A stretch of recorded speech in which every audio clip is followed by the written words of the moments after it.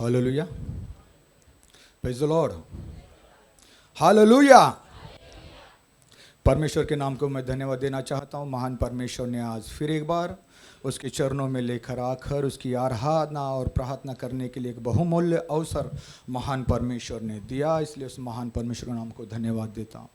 युगान युग एक सरीका रहने वाला उस खुदा की उपस्थिति हमारे मध्य है, क्योंकि जब जब उसके बच्चे, उसके लोग उसके चरणों में जब जब बैठते हैं तब तब वो महान परमेश्वर ना त्यागने वाला है और ना छोड़ने वाला है, सदैव उसके संग संग रहने वाला वो खुदा है। इसके लिए महान परमेश्वर हमारे मध्य है, क्योंकि उपवास का 11वां दिन आज इस दोपहर के समय में उस महान परमेश्वर दिन प्रतिदिन हमसे बातें करता है, आज भी हमसे बातें करेगा। जब महान परमेश्वर के चरणों में जब मैं बैठा, सारी रात सोया नहीं,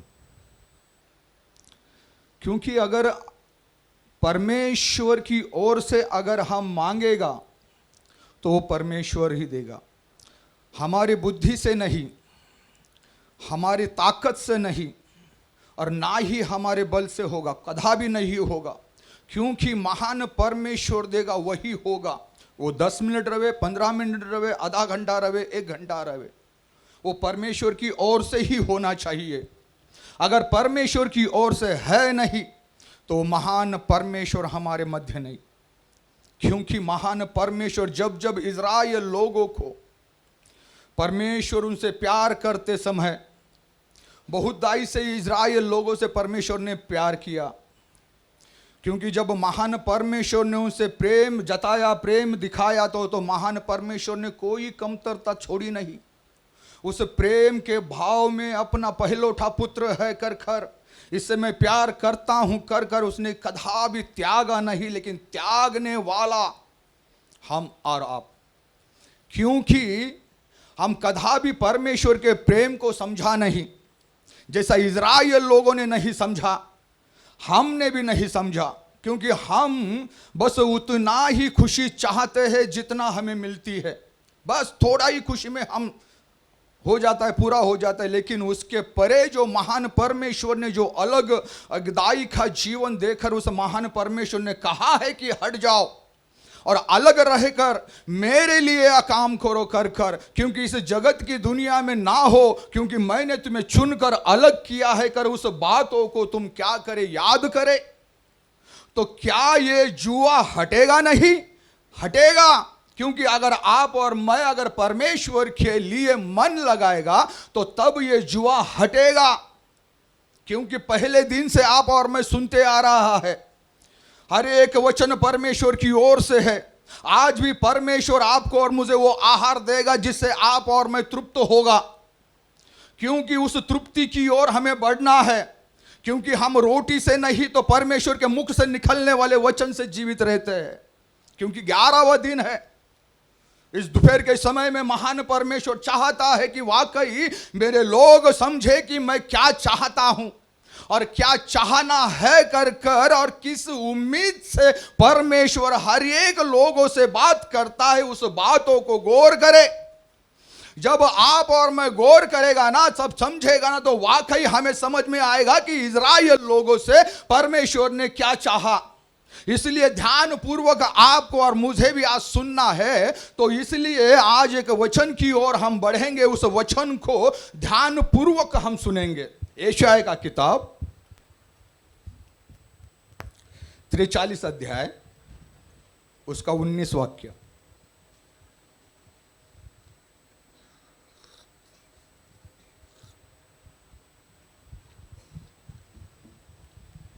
देखो, मैं एक नई बात करता हूँ, वो अभी प्रकट होगी, क्या तुम उससे अनजान रहोगे? मैं जंगल में एक मार्ग बनाऊंगा और निर्जल देश में नदियाँ बहाऊंगा। आमीन। फिर से पढ़ना। देखो, देखो मैं एक नई बात करता हूँ, मैं एक नई बात करता हूं, वो अभी प्रकट होगी, वो अभी प्रकट होगी, क्या तुम उससे अनजान रहोगे? क्या तुम उससे अनजान हो? मैं जंगल में एक मार्ग बनाऊंगा एक मार्ग बनाऊंगा और निर्जल देश में नदियां बहाऊंगा। आमीन, प्रेज द लॉर्ड। इज़राइल लोग अपने चलते समय उस महान परमेश्वर, अगर इज़राइल लोगों को देखा जाए तो ये वचन जो है, ये वचन किस संदर्भ में कहा गया है और कहाँ कहा गया है, किस लिए कहा गया है, इसे समझना बहुत जरूरी है।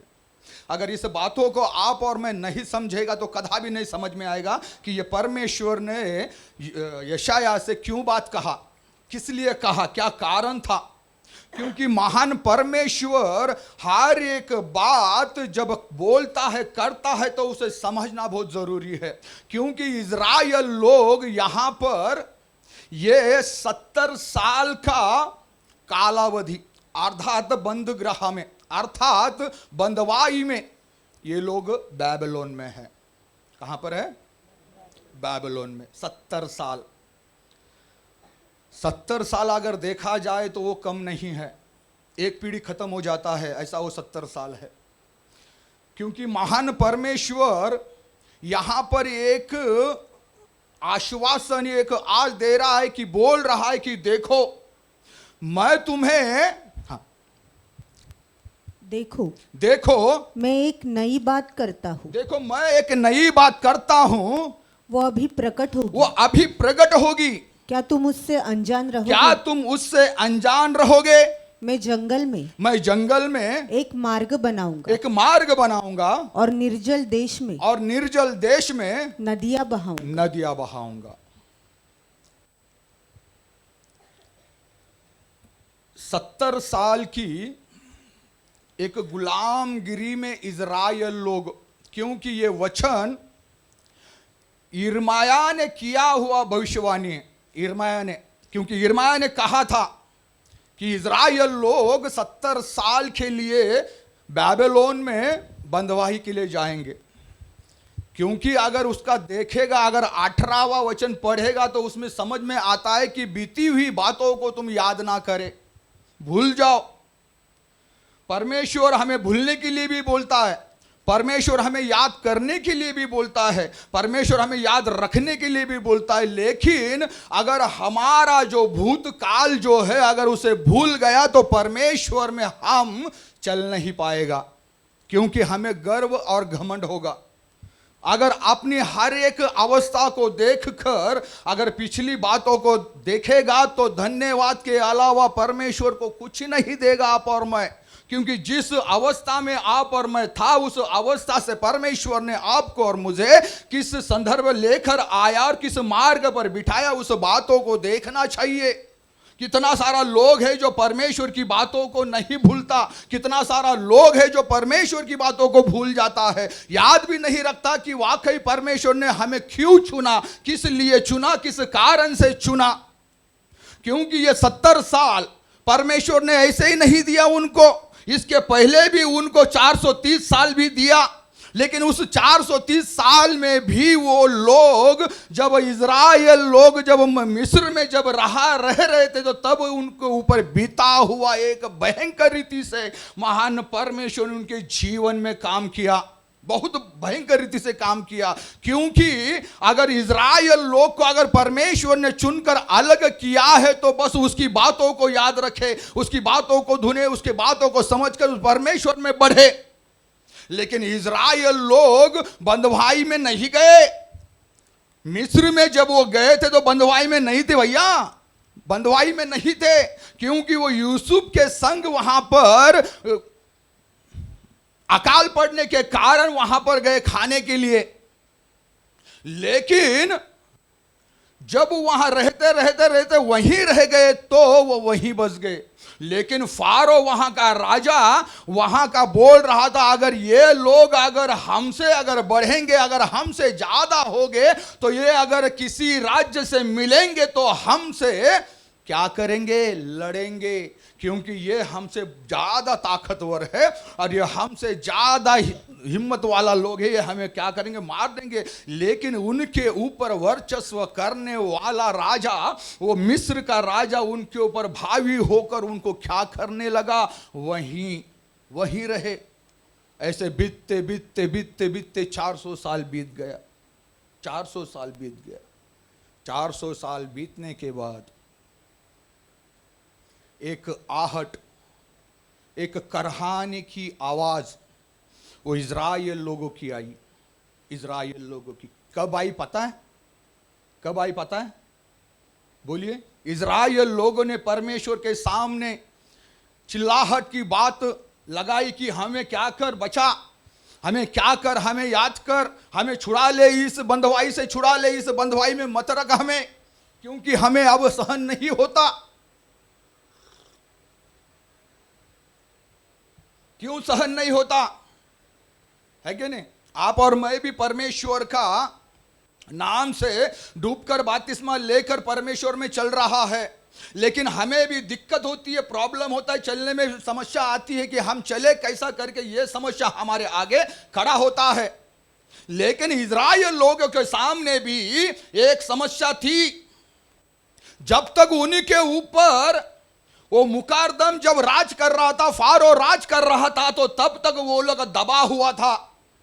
कदा भी उनके मुंह से क्या नहीं निकली पता है क्या? हाय नहीं निकली। वो परमेश्वर के लिए धन्यवाद देने के लिए कदा भी उनके मुंह से हाँ नहीं निकली, क्योंकि उनके ऊपर वर्चस्व करने वाला जो फारो था ना, वही वो दबा कर रखा। लेकिन आप तो और मैं भी महान परमेश्वर से, इस जगत से अलग होकर उस महान परमेश्वर में बेंट्री किया चल रहा है। लेकिन आपको और मुझे भी उस महान परमेश्वर में है ना, बढ़ने के लिए, चलने के लिए दिक्कत हो रहा है। क्या हो रहा है पता है क्या? कि कब आवाज लगाई पता है उन्होंने? इज़राइल लोगों ने कब आवाज लगाई पता है? जब फारो मरा, उसके पहले नहीं। फारो मरने के बाद में उन्हें दुहाई दी, उन्हें आवाज दी कि वाकई खुदा हमें तू क्या कर, याद कर, हमें बचा ले, उस बंदगृह से हमें छुड़ा ले। अगर उस बंदगृह से छुड़ाने वाला खुदा महान परमेश्वर बोल रहा है, अगर ये लोग अगर मेरी बातों को अगर मानते तो क्या मैं ना छुड़ाता? क्या इनका जुआ मैं ना हटाता? क्या इनको मैं अपने राज्य में ना लेता? कब? जब इनको समझ आती तब। क्योंकि इन्होंने क्या नहीं किया पता है क्या? उस संदर्भ में ये लोग भूल गया, परमेश्वर की आराधना करना ही भूल गया, परमेश्वर की महिमा करना ही भूल गया। क्योंकि उन्हें क्या लगा? एक संसार की बातों को लगकर उस संसार में ये लोग अटक गया। और 400 साल तक ये लोग है ना गुलामी में रहा। गुलामी में 400 साल तक, 400 का 30 साल और बढ़ गया। क्यों?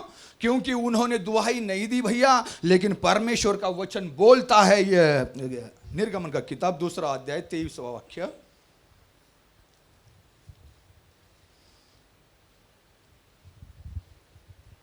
बहुत दिनों के बीतने पर, बहुत दिनों के बीतने पर मिस्र का राजा मर गया। मिस्र का राजा मर गया। इस्राएली कठिन सेवा के कारण लंबी लंबी सांस लेकर आहें भरने लगे और पुकार उठे और उनकी दुहाई जो कठिन सेवा के कारण हुई वो परमेश्वर तक पहुंची। परमेश्वर तक जब पहुंची तब परमेश्वर को भी याद आया कि मैंने किससे वाचा बांधी थी, किन लोगों से वाचा बांधी थी। कर ये बात परमेश्वर को जब मालूम पड़ा तब कहने लगा कि वाकई मेरे इज़राइल लोगों को मैं ना ऐसे ही नहीं रहने दूंगा, छुड़ाऊंगा। क्योंकि अब्राहम से बांधी हुई वाचा, इसहाक से बांधी हुई वाचा, याकूब से बांधी हुई वाचा, वहां पर स्मरण आ रहा है परमेश्वर को। और स्मरण आया तभी परमेश्वर बोल रहा है कि अभी इन लोग की जो दुहाई, इन लोग का जो रोना है ना, मेरे कानों तक पहुंचा है, मेरे कानों तक मैंने सुना है। इसके लिए मैं इनको इन बंधुआई में नहीं रहने दूंगा, इन बंधुआई से मैं अलग करूंगा। लेकिन जब आप और मैं भी उस महान परमेश्वर के लिए अलग किया गया हुआ लोग है, तो हमें किस बात का, हमें किस बात की हम बंधुआई में है जो हम बढ़ नहीं रहे हैं, जो परमेश्वर में चल नहीं रहे हैं। हर बात में हम पीछे पीछे पीछे पीछे चल रहा है, क्योंकि हमें हमारे ऊपर भी क्या एक संसार का बोझ है। क्या इस बोझ में हम भी दबे हुए हैं, या परमेश्वर का वचन हमें भी सही रीति से समझ में नहीं आ रहा है? किसका प्रॉब्लम है, किसका गुनाह है? क्योंकि इजराइल लोग 430 और 70 500 साल गुलामी में, देखो कितना पीढ़ी मर रहा है। लेकिन ये लोग जहां पर रह रहे हैं वहां पर बाबिलोन में भी है, वहां पर भी क्या कर रहे हैं ये लोग? कोई आराधना नहीं, कोई प्रार्थना नहीं, कोई वचन नहीं, कोई परमेश्वर की बात नहीं। क्यों पता है? अगर संसार की बातों को आप और मैं लेकर रहेगा ना, तो सारा का सारा आत्मा है ना बूझ जाएगा, बूझ जाएगा सारा का सारा आत्मा। परमेश्वर में हम बलवंत तो होंगे नहीं, कदापि नहीं होंगे परमेश्वर में बलवंत। क्योंकि हमें क्या हुआ है पता है? हम परमेश्वर से, उसके सानिध्य से, उसकी महिमा से हम दूर गया। इजराइल लोग देखो, इजराइल लोग भी देखो, वहां पर बोल रहा है 18 वाक्य में, पढ़िए जरा यशायाह का 18 वाक्य। अब बीती हुई घटनाओं को स्मरण मत करो, हाँ, न प्राचीन काल की बातों पर ना प्राचीन काल की बातों पर मन लगाओ। मन लगाओ। देखो देखो मैं एक नई 16 17 18 यहोवा यहोवा जो समुद्र में मार्ग, हाँ, और प्रचंड धारा में, हाँ, पथ बनाता है, हाँ, जो रथों, हाँ, और घोड़ों को, हाँ, और शूरवीरों समेत, हाँ, सेना को निकल लाता है, हाँ, वे तो एक संग वही रह गए, हाँ, और फिर नहीं उठ सकते, हाँ, वे बुझ गए, हाँ, वे सन की बत्ती के समान बुझ गए हैं। हाँ, वो यूं कहता है, हाँ, अब बीती हुई घटनाओं को अब बीती हुई घटनाओं को स्मरण मत करो, न प्राचीन काल की और बातों ना प्राचीन काल की बातों को मन लगाओ। क्योंकि क्या हुआ है, वो बत्ती के मापित वो लोग बुझ गया है। जो दिया उनमें जल रहा था वो दिया ही बुझ गया। क्यों? क्योंकि परमेश्वर की आराधना नहीं, परमेश्वर की प्रार्थना नहीं, परमेश्वर की महिमा नहीं, कुछ नहीं। कुछ भी ना होने के कारण ये लोग में कोई बढ़ोतरी नहीं, कोई सानिध्य नहीं, कोई महिमा नहीं। लेकिन वहां पर कुछ लोग चिल्ला रहा है, वहां पर भी कुछ लोग है कि उस बातों को देखकर है ना, उस महान परमेश्वर के सामने आहे भर रहा है और कर रहा है कि क्या तू हमें बचाएगा नहीं क्या? क्या तू हमें जिलाएगा नहीं क्या? क्या तेरी आराधना करने के लिए तू हमें तेरे सम्मुख में लेके आएगा नहीं क्या? अरे प्रभु, तेरे अगर सानिध्य से अगर आम दूर हुआ है तो कैसे भी कर तू क्या कर हमें ले आ। क्योंकि आप और मैं जब उस महान परमेश्वर के सानिध्य में दुहाई अगर एक सही रीति से देगा ना, तो उस दुहाई को परमेश्वर सुनेगा और सुनकर यही बोलेगा, नहीं, जितना भी पाप की अवस्था है उस पाप को अवस्थाओं को छोड़कर परमेश्वर क्या करेगा? खींचेगा।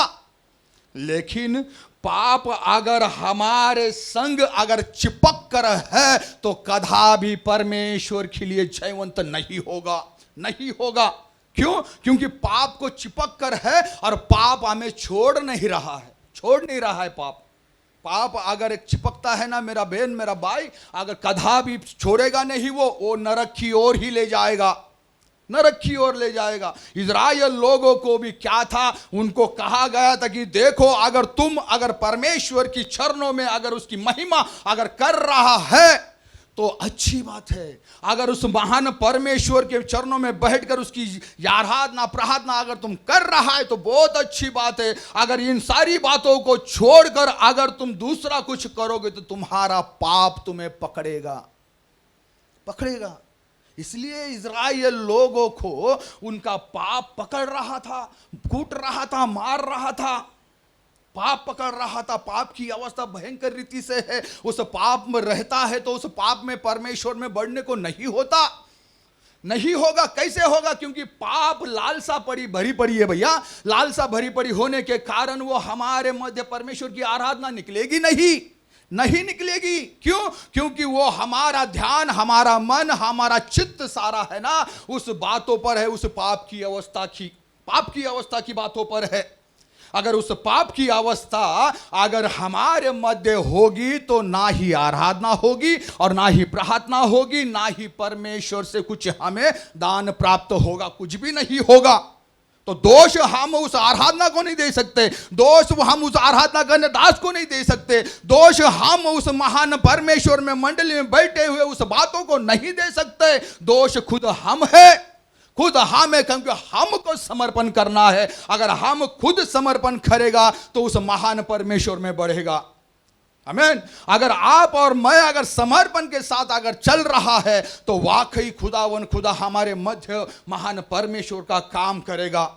लेकिन इजराइल लोग देखो, जब मोशे के द्वारा बताने के बावजूद भी उन्होंने क्या नहीं किया पता है क्या? उनका पाप उनको लगा। गिनती का किताब 32 अध्याय 23 वाक्य। और यदि तुम ऐसा न करो, यदि तुम ऐसा न करो तो यहोवा के विरुद्ध पापी ठहरोगे। और जान रखो, याद रखो कि तुमको तुम्हारा पाप लगेगा। तुमको तुम्हारा पाप पकड़ेगा। अगर इस पाप की अवस्था में अगर आप और मैं रहेगा तो क्या परमेश्वर में बढ़ेगा? नहीं बढ़ेगा। क्योंकि क्या हो रहा है? हमारा ध्यान, हमारा मन सारा का सारा इस जगत दुनिया में है। इस जगत दुनिया के कारण ना ही हमसे आराधना हो रहा है और ना ही प्रार्थना हो रहा है, ना ही परमेश्वर की महिमा हमसे दिख रही है। नहीं। क्यों? इस पाप की अवस्था में इजराइल लोग था। इस पाप की अवस्था में इजराइल लोग गुलामगिरी में जाने का कारण, परमेश्वर की महिमा को त्यागने का कारण, इस पाप की अवस्था में रहे। कितने सारे भविष्यवक्ता परमेश्वर के, कितने सारे लोग उनको चेतावनी दिया, कितने सारे लोगों ने उनको कहा, लेकिन फिर भी अपनी बातों को ना माना। हम भी नहीं मानते, हम भी हटीला स्वभाव है हमारे में, मध्य में वो क्या है? वही काम करता है। अगर चुनने की बात अगर आएगी ना तो हम यही चुनेगा कि एक हरा भरा चुनेगा। और क्योंकि जब चुनने का समय आता है तो हम कदा भी परमेश्वर का भाग चुनेगा नहीं, क्योंकि वहां पर क्या है? कटरीली जमीन है भैया, कांटे हैं, एक पथराव है, वहां पर कदा भी हमारे लिए क्या नहीं होगा? एक सही मार्ग नहीं होगा। लेकिन यहां पर रेगिस्तान का बात बता रहा है कि देखो, मैं तुम्हारे लिए एक नई बात करता हूं और एक नई बात ऐसी करूंगा जो जहां पर तुम्हें कुछ आशा नहीं है, उस वहां पर मैं एक आशा का किरण मैं तुम्हें दूंगा। एक आशा का किरण। जहां पर अगर रेगिस्तान में अगर देखेगा तो वहां कोसों दूर तक क्या नहीं है? पानी नहीं है। वही बोल रहा है, क्योंकि महान परमेश्वर जो है ना अद्भुत है। क्योंकि परमेश्वर पानी को पत्थर बनाता है और पत्थर से पानी निकलने वाला खुदा है। तो कहीं भी कहां भी वो कुछ भी कर सकता है, उसमें कोई संदेह नहीं, कोई शक नहीं उसमें। लेकिन उसकी बातों को अगर सही रीति से मानेगा तब होगा। इजराइल लोगों को जब अद्भुत दिखा रहा था, तो अद्भुत करवा रहा था, तो उस अद्भुत में देखा कि महान परमेश्वर ने कितने बड़े काम किए। क्योंकि एक कांच के माफिक पानी को, समुद्र को रुकवा दिया, और वो चट्टान से जहां पर उम्मीद नहीं थी, उस उम्मीद से महान परमेश्वर ने सोते को बहाया। और परमेश्वर बोल रहा है कि तुम्हें क्यों उस बातों को समझ में नहीं आ रही है? क्यों बार बार उस महान परमेश्वर से सानिध्य से दूर हटता है लोग? क्यों पता है क्या? महान परमेश्वर को कथा भी उन्होंने समझा नहीं समझा। इसलिए इजराइल लोगों को क्या किया? गुलामी में जाना पड़ा। उनको अच्छा लगता था शायद गुलामी में जाना, क्योंकि वो दबाव, वो सहना उनके ऊपर अच्छा लग रहा था, लगता है ना? हमें भी अच्छा लगता है क्या? नहीं लगेगा। क्यों? क्योंकि हमें अगर परमेश्वर में अगर सही रीति से बढ़ना है तो हमें चुभेगा, चुभेगा, हर बात चुभेगा। क्यों? क्योंकि कड़वाहट का बात जो है ना, अगर उस कड़वाहट की बातों को अगर शरीर से निकालेगा नहीं तो शरीर में एक आरोग्य, एक सही रीति से हमारे जीवन में एक हलचल होगा नहीं, नहीं होगा। क्यों?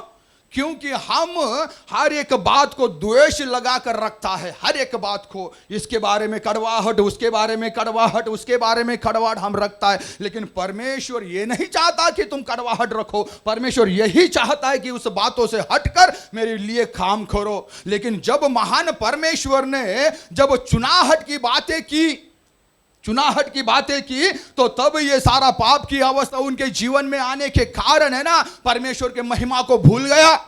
और परमेश्वर की महिमा को भूलने के कारण एक सूख गया, ये लोग सूख गया, सूख गया। जब मिस्र में थे तो 430 साल कुछ भी नहीं, जब बैबिलोन में आए तो 70 साल कुछ भी नहीं। लेकिन वहां पर आशा का किरण क्या बता रहा है पता है? वो आशा का किरण यही बता रहा है, बोल रहा है, कितना परिवार टूट चुका है, कितना परिवार बिखर चुका है, कितना परिवार। अगर परमेश्वर का लोग और उनका परिवार अगर देखा जाए ना तो वो टूट टूट के अलग हो चुका है। और हम बोलता है कि हम अच्छा है, हमारा परिवार सही है, हम आराधना करने वाला लोग है, हम प्रार्थना करने वाला लोग है, लेकिन अंदर से है ना सारा परिवार टूट चुका है। लेकिन परमेश्वर क्या बोलता है पता है क्या? परमेश्वर ये बोलता है कि देख मेरे दास, तुझे क्या दिखाई दे रहा है, तुझे क्या दिख रहा है, उस बातों को बता। वो ये बोल रहा है कि प्रभु मुझे एक लकड़ी मुझे वहां पर दिख रही है, उस लकड़ी को क्या करूं? तो परमेश्वर उसे कह रहा है कि उस लकड़ी को है ना तू ले ले। उस लकड़ी को उसने लिया और कहा कि दूसरी भी एक लकड़ी ले ले। वो 2 लकड़ी लेकर है ना, परमेश्वर ने क्या किया पता है क्या? बोला उसको ज्वाइंट कर। क्या कर? ज्वाइंट। एक लकड़ी, ये दूसरा लकड़ी, ये दोनों लकड़ियों को एक करने के लिए परमेश्वर बोल रहा है, एक करने को। जब परमेश्वर का वचन उनके पास, जब एजेकिएल के पास जब ये पहुंचा, परमेश्वर की बातों को उसने लिया और लेकर बोल रहा है कि ये देख तुझे दिख रहा है क्या, क्या है ये? हाँ प्रभु, ये ना यहूदा और इज़राइल है, ये जो बिखर चुका है, अलग हो चुका है, दूर हो चुका है ना, ये इज़राइल 2 भागों में बढ़ चुका हुआ इज़राइल। यहूदा गोत्र 2 भाग में बढ़ गया। 2 भाग बढ़ने के कारण कदापि उनके जीवन में शांति, समाधान, समृद्धि नहीं था, क्योंकि वो आपस में ही लड़ रहे थे, आपस में ही मर रहे थे। लेकिन परमेश्वर एक आश्वासन देकर बोल रहा है कि देख अभी ये 2 है ना, अभी 1 हो जाएगा। आमीन। क्योंकि आपका और मेरा परिवार भी जो तिथर बिथर हो चुका है, उस परिवार को परमेश्वर जोड़ना चाहता है। अगर सही रीति से समझेगा ना तो परमेश्वर जोड़ेगा। अगर आपके होठों को, गंठों को, मुंह को खोलकर आप आराधना और प्रार्थना करेगा ना तो परमेश्वर जोड़ेगा। ये नहीं कि हम परमेश्वर में चल रहा है हम मारे, ये नहीं कि हम पीटे, नहीं, हमें मारना नहीं है, पीटना नहीं है, हमें कोई रोज दुखाना नहीं है, लेकिन एक करना है कि उनके लिए प्रार्थना, उनके लिए प्रार्थना करना है। अगर हमसे बड़ा है तो भी प्रार्थना करना है, छोटा है तो भी प्रार्थना करना है, क्योंकि उनको नहीं पता वो परमेश्वर में है नहीं, लेकिन हमें पता है कि हम परमेश्वर में है। अगर हम परमेश्वर में है तो हमारा फर्ज बनता है कि परमेश्वर के पद चिन्हों पर चले, ना कि उनको हटाकर दूर करे। नहीं भैया, नहीं, उनको दूर नहीं करना। लेकिन यहां पर परमेश्वर का वचन बोल रहा है कि देखो मैं एक करने जा रहा हूं, एक दाई का जीवन देने के लिए परमेश्वर परिवार को जोड़ने जा रहा है। जैसा यहूदा और इज़राइल लोगों को परमेश्वर ने जोड़ा, एक उदाहरण लकड़ी का देकर परमेश्वर ने कहा। पढ़िए जरा एजेकिएल का किताब 37 अध्याय 15वां वाक्य।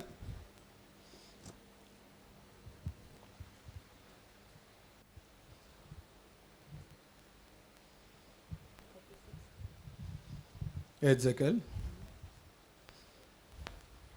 37। फिर यहोवा का ये वचन फिर यहोवा का यह वचन मेरे पास पहुंचा, मेरे पास पहुंचा, हे मनुष्य के हे संतान, मनुष्य की संतान, एक लकड़ी लेकर एक लकड़ी लेकर उस पर लिख, उस पर लिख, यहूदा की यहूदा की और उसके संगी इसराइलों की। और उसकी संगी इजराइलों की। तब दूसरी लकड़ी लेकर तब दूसरी लकड़ी लेकर उस पर लिख, उस पर लिख, यूसुफ की यूसुफ की अर्थात एप्रेम की अर्थात एप्रेम की और उसके संगी इसराइलियों और की उसकी संगी इजराइलों की लकड़ी। लकड़ी। फिर उन लकड़ियों को फिर उन लकड़ियों को एक दूसरे से जोड़कर एक दूसरे से जोड़कर एक ही कर ले, एक ही कर ले, कि वे तेरे हाथ में वो तेरे हाथ में एक ही लकड़ी बन जाए। आमेन। दो लकड़ियों को, जो दो परिवार जो अलग हो गया है, वो दो परिवार को एक करने के लिए परमेश्वर बोल रहा है। क्योंकि पहले एक परिवार था, अब दो हो चुका है, अभी दो को एक कर रहा है। पहले एक था, उसके बाद में दो हो गया, उसके बाद में अब बोल रहा है कि अभी एक हो जाओ। कब था परिवार एक? इजराइल लोग कब था अकेला? एक एक एक एक इजराइल कब था? जब महान परमेश्वर ने उनसे कहा, इजराइल लोगों से, देखो भैया, तुम्हें तो मैंने मिस्र से अलग कर कर लाया, इस बाहर देश में लाया, लेकिन इस बाहर देश के लोगों को कदा भी उसमें क्या नहीं करना, उसमें मिंगल होना नहीं, उसमें जाना नहीं, उस बातों को देखना नहीं। अगर बड़े बड़े बातों को देख रहा है तो मोहित मत होना, लालसा मत करना। अगर लालसा करेगा ना तो तुम्हारे भीतर है ना दो बंटवारा होगा। लेकिन उन्होंने, जब उनको बताए जाने के बावजूद भी उन्होंने क्या किया पता है क्या? उन बातों को अनसुनी कर दिया, कानों को झटका कर परमेश्वर की बातों को छोड़ दिया। लेकिन फिर भी उन लोगों ने क्या किया? नहीं, हमें राजा चाहिए। क्योंकि परमेश्वर ने बोला था, अगर किसी राज्य को देखेगा ना तो कहीं बाहर से मत लाना, बाहर से कोई राजा करना नहीं, तुम्हारे भीतर तुम्हारे मध्य से ही राजा को उठाना, और वही राजा तुम्हारे मध्य काम करने के लिए होगा। तो उन बातों को उन्होंने याद रखा, और याद रखने के बाद में जीवन के सफर में जब चल रहा था तो चलते चलते चलते चलते एक मोड़ ऐसा आया जो स्वयं राजा महान परमेश्वर होने के कारण बोल रहा है। इजराइल लोग बोल रहा है कि अभी हमें क्या नहीं चाहिए? कोई हमारे पर वर्चस्व करने वाला नहीं चाहिए, हमें एक राजा चाहिए, हमें एक राजा दे दो। तब परमेश्वर ने कहा कि देख, शमूएल भविष्यवक्ता को जब परमेश्वर ने बोला कि देख, उसने तुझे नहीं, उन्होंने मुझे त्यागा, उस त्यागने के कारण परमेश्वर ने एक राजा दे दिया।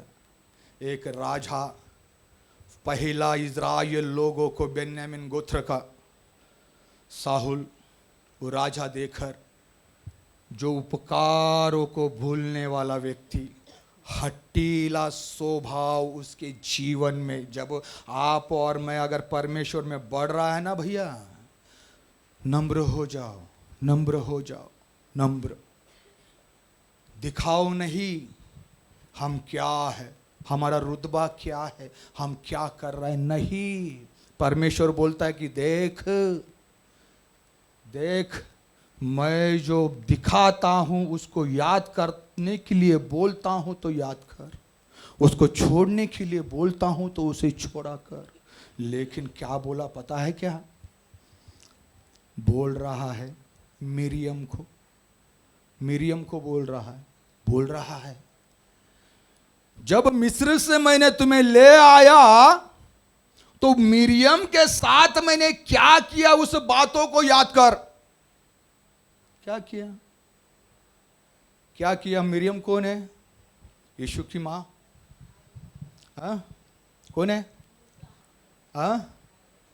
हारून, मूसा उनकी बड़ी बहन। कौन है? बड़ी बहन है। पता है कौन है वो? एक भविष्यवक्ता है, एक आराधना करने वाली, एक आराधक है, एक सही आराधना परमेश्वर को अर्पण करने वाली आराधक है वो। लेकिन देखो, जो दास हमें दिया गया है उस दास के अधीन ना होते हुए हम उसके बारे में जो कुड़कुड़ाई जो निंदा हम करता है तो कदापि फलदायी नहीं होगा, नहीं होगा। यहां पर भी परमेश्वर स्वयं उसे कह रहा है कि मिरियम देख, तुझे क्या लग रहा है, तू क्या समझ रही कि तू थोड़ी आराधना किया, थोड़ी प्रार्थना किया, 2-3 भविष्यवाणी कर दिया और तू बोल रही है क्या परमेश्वर हमसे बातें नहीं करता क्या? हाँ करता है तुझसे बातें, लेकिन उस घमंड की बातों को छोड़। लेकिन अभी देखो कितना सारा लोग है जो परमेश्वर में बढ़ रहा है, आराधना कर रहा है, प्रार्थना कर रहा है, कितने गर्व से फूल रहा है कितने गर्व से, आहा हम ये है, हम ये है, आहा हम ये है। क्या कर रहा है पता है क्या? दिखा रहा है हम क्या है करके, दिखा रहा है। हर महीने में पहला संडे यहां पर प्रभु भोज होता है, यहां पर प्रभु भोज होता है, तो हम सब दास लोग आता है प्रभु की कृपा से। तो वो प्रभु भोज जब बांटने के लिए यहां पर मैं कुछ दास लोग सब आगे लेके चल रहा है, मैं बांट रहा हूं, अच्छी तरह से बांट रहा हूं, दे रहा हूं। उस बातों को मैं श्रद्धा देता हूं, क्योंकि उसे कदापि ऐसा लापरवाही की तरह नहीं, लापरवाही की तरह नहीं उसको देखूंगा। अगर एक कण भी अगर गिर रहा है तो मैं बोलूंगा उठा, बोलूंगा, क्योंकि वो मेज ऐसा ही नहीं है, वो मेज कोई रोटी नहीं है जो तोड़ रहा है और खा रहा है। लेकिन यहां पर कुछ लोग ऐसा है जो ऐसा तोड़ता है कि उसको कुछ भी समझता नहीं है कि हम क्यों तोड़ रहा है, क्यों ले रहा है। तो उसमें से एक व्यक्ति मुझे बोल रहा है, इधर आ, इधर आ, इधर आ, इसको दे।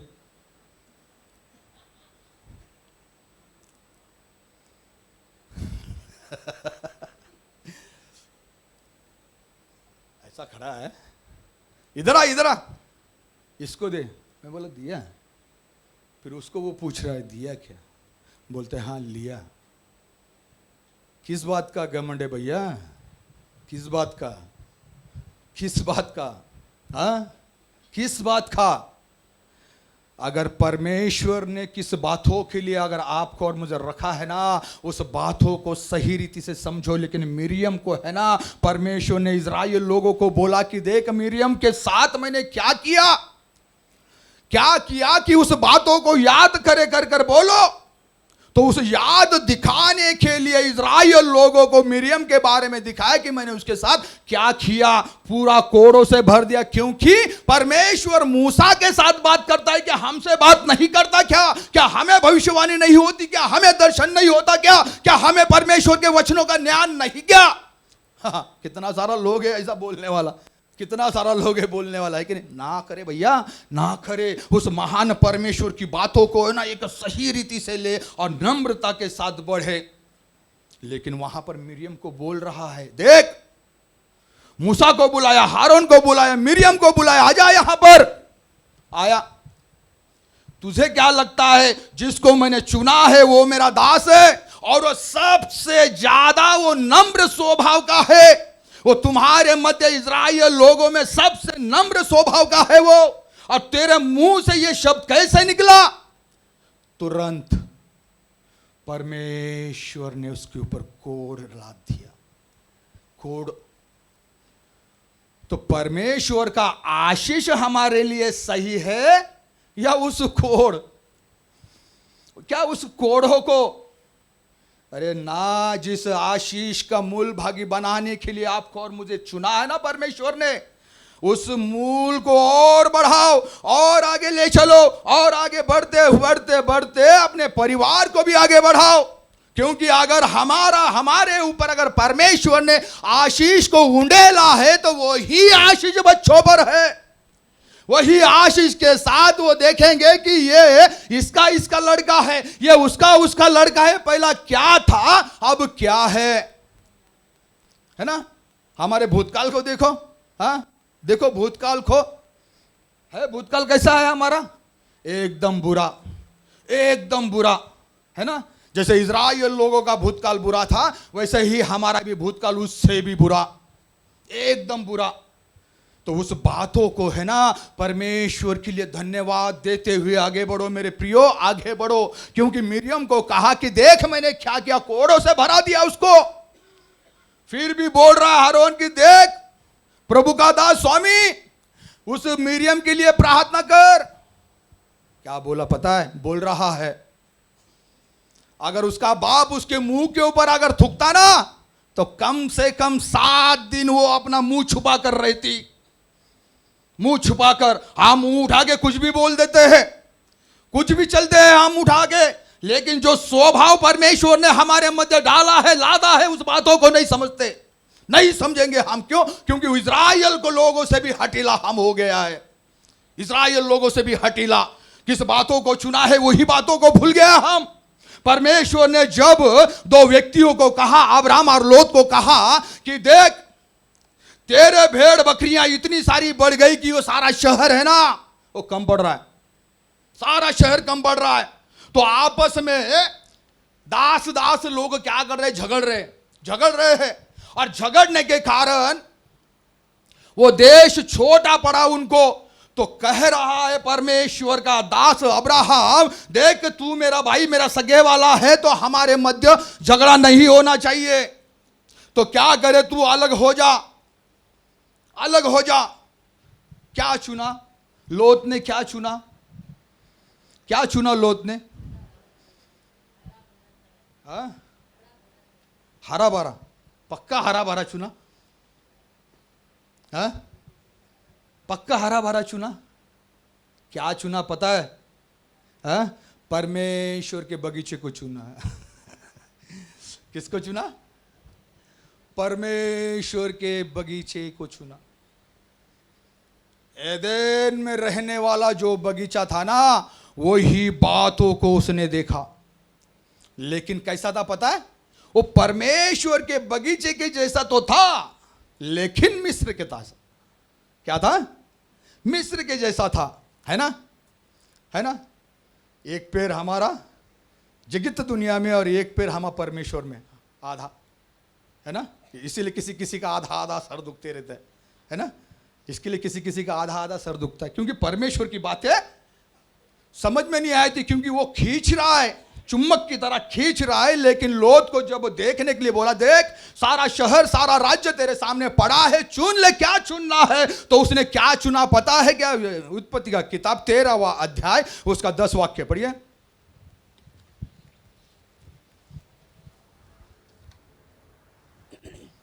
तब लूत ने आंखें उठाकर यरदन नदी के पास वाली सारी तराई को देखा कि वो सब सींची हुई है, जब तक यहोवा ने सदोम और अमोरा को नष्ट न किया था।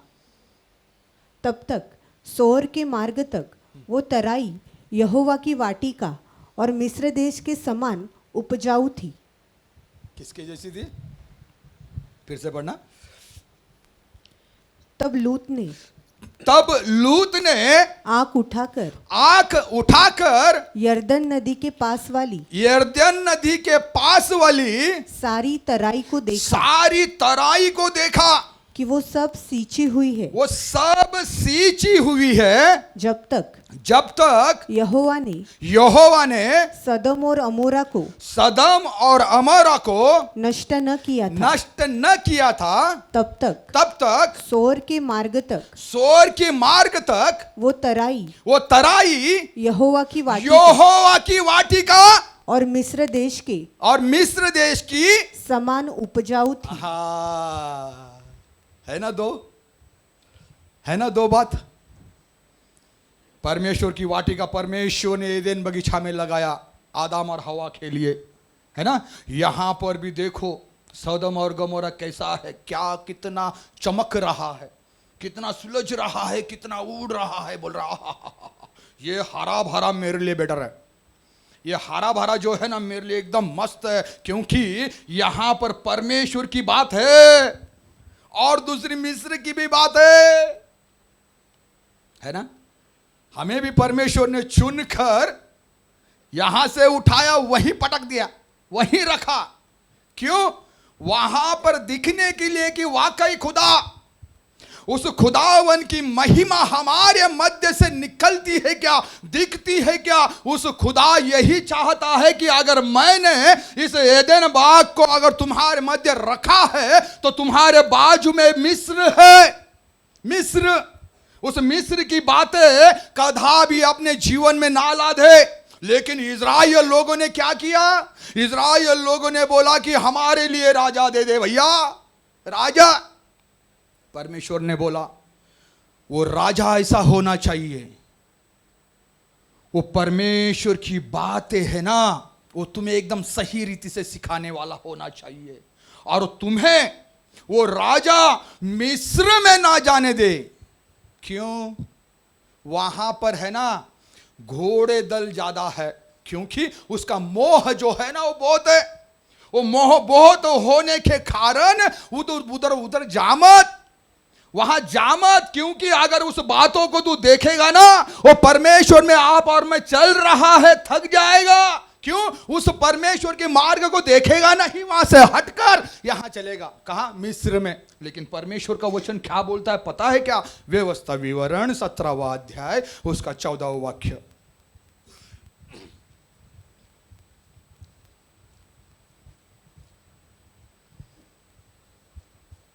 जब तू उस देश में पहुंचे, उस देश में पहुंचे जिसे तेरा परमेश्वर यहोवा, जिसे तेरा परमेश्वर यहोवा तुझे देता है और उसका अधिकारी हो, उसका अधिकारी हो, और उनमें बसकर कहने लगे, और उसमें बसकर कहने लगे कि चारों ओर की सब जातियों के समान मैं भी अपने ऊपर राजा ठहराऊंगा। तब जिसको तेरा परमेश्वर यहोवा चुन ले अवश्य उसी को राजा ठहराना। अपने भाइयों में से किसी को अपने ऊपर राजा ठहराना। किसी परदेशी को जो तेरा भाई न हो, तू अपने ऊपर अधिकारी मत ठहरा। और वो बहुत घोड़े न रखे। राजा ऐसा होना चाहिए कि उसके पास क्या नहीं होना चाहिए? घोड़े। और घोड़े खरीदी करने के लिए मिस्र में ना भेजे, है ना? ऐसा ही लिखा है ना?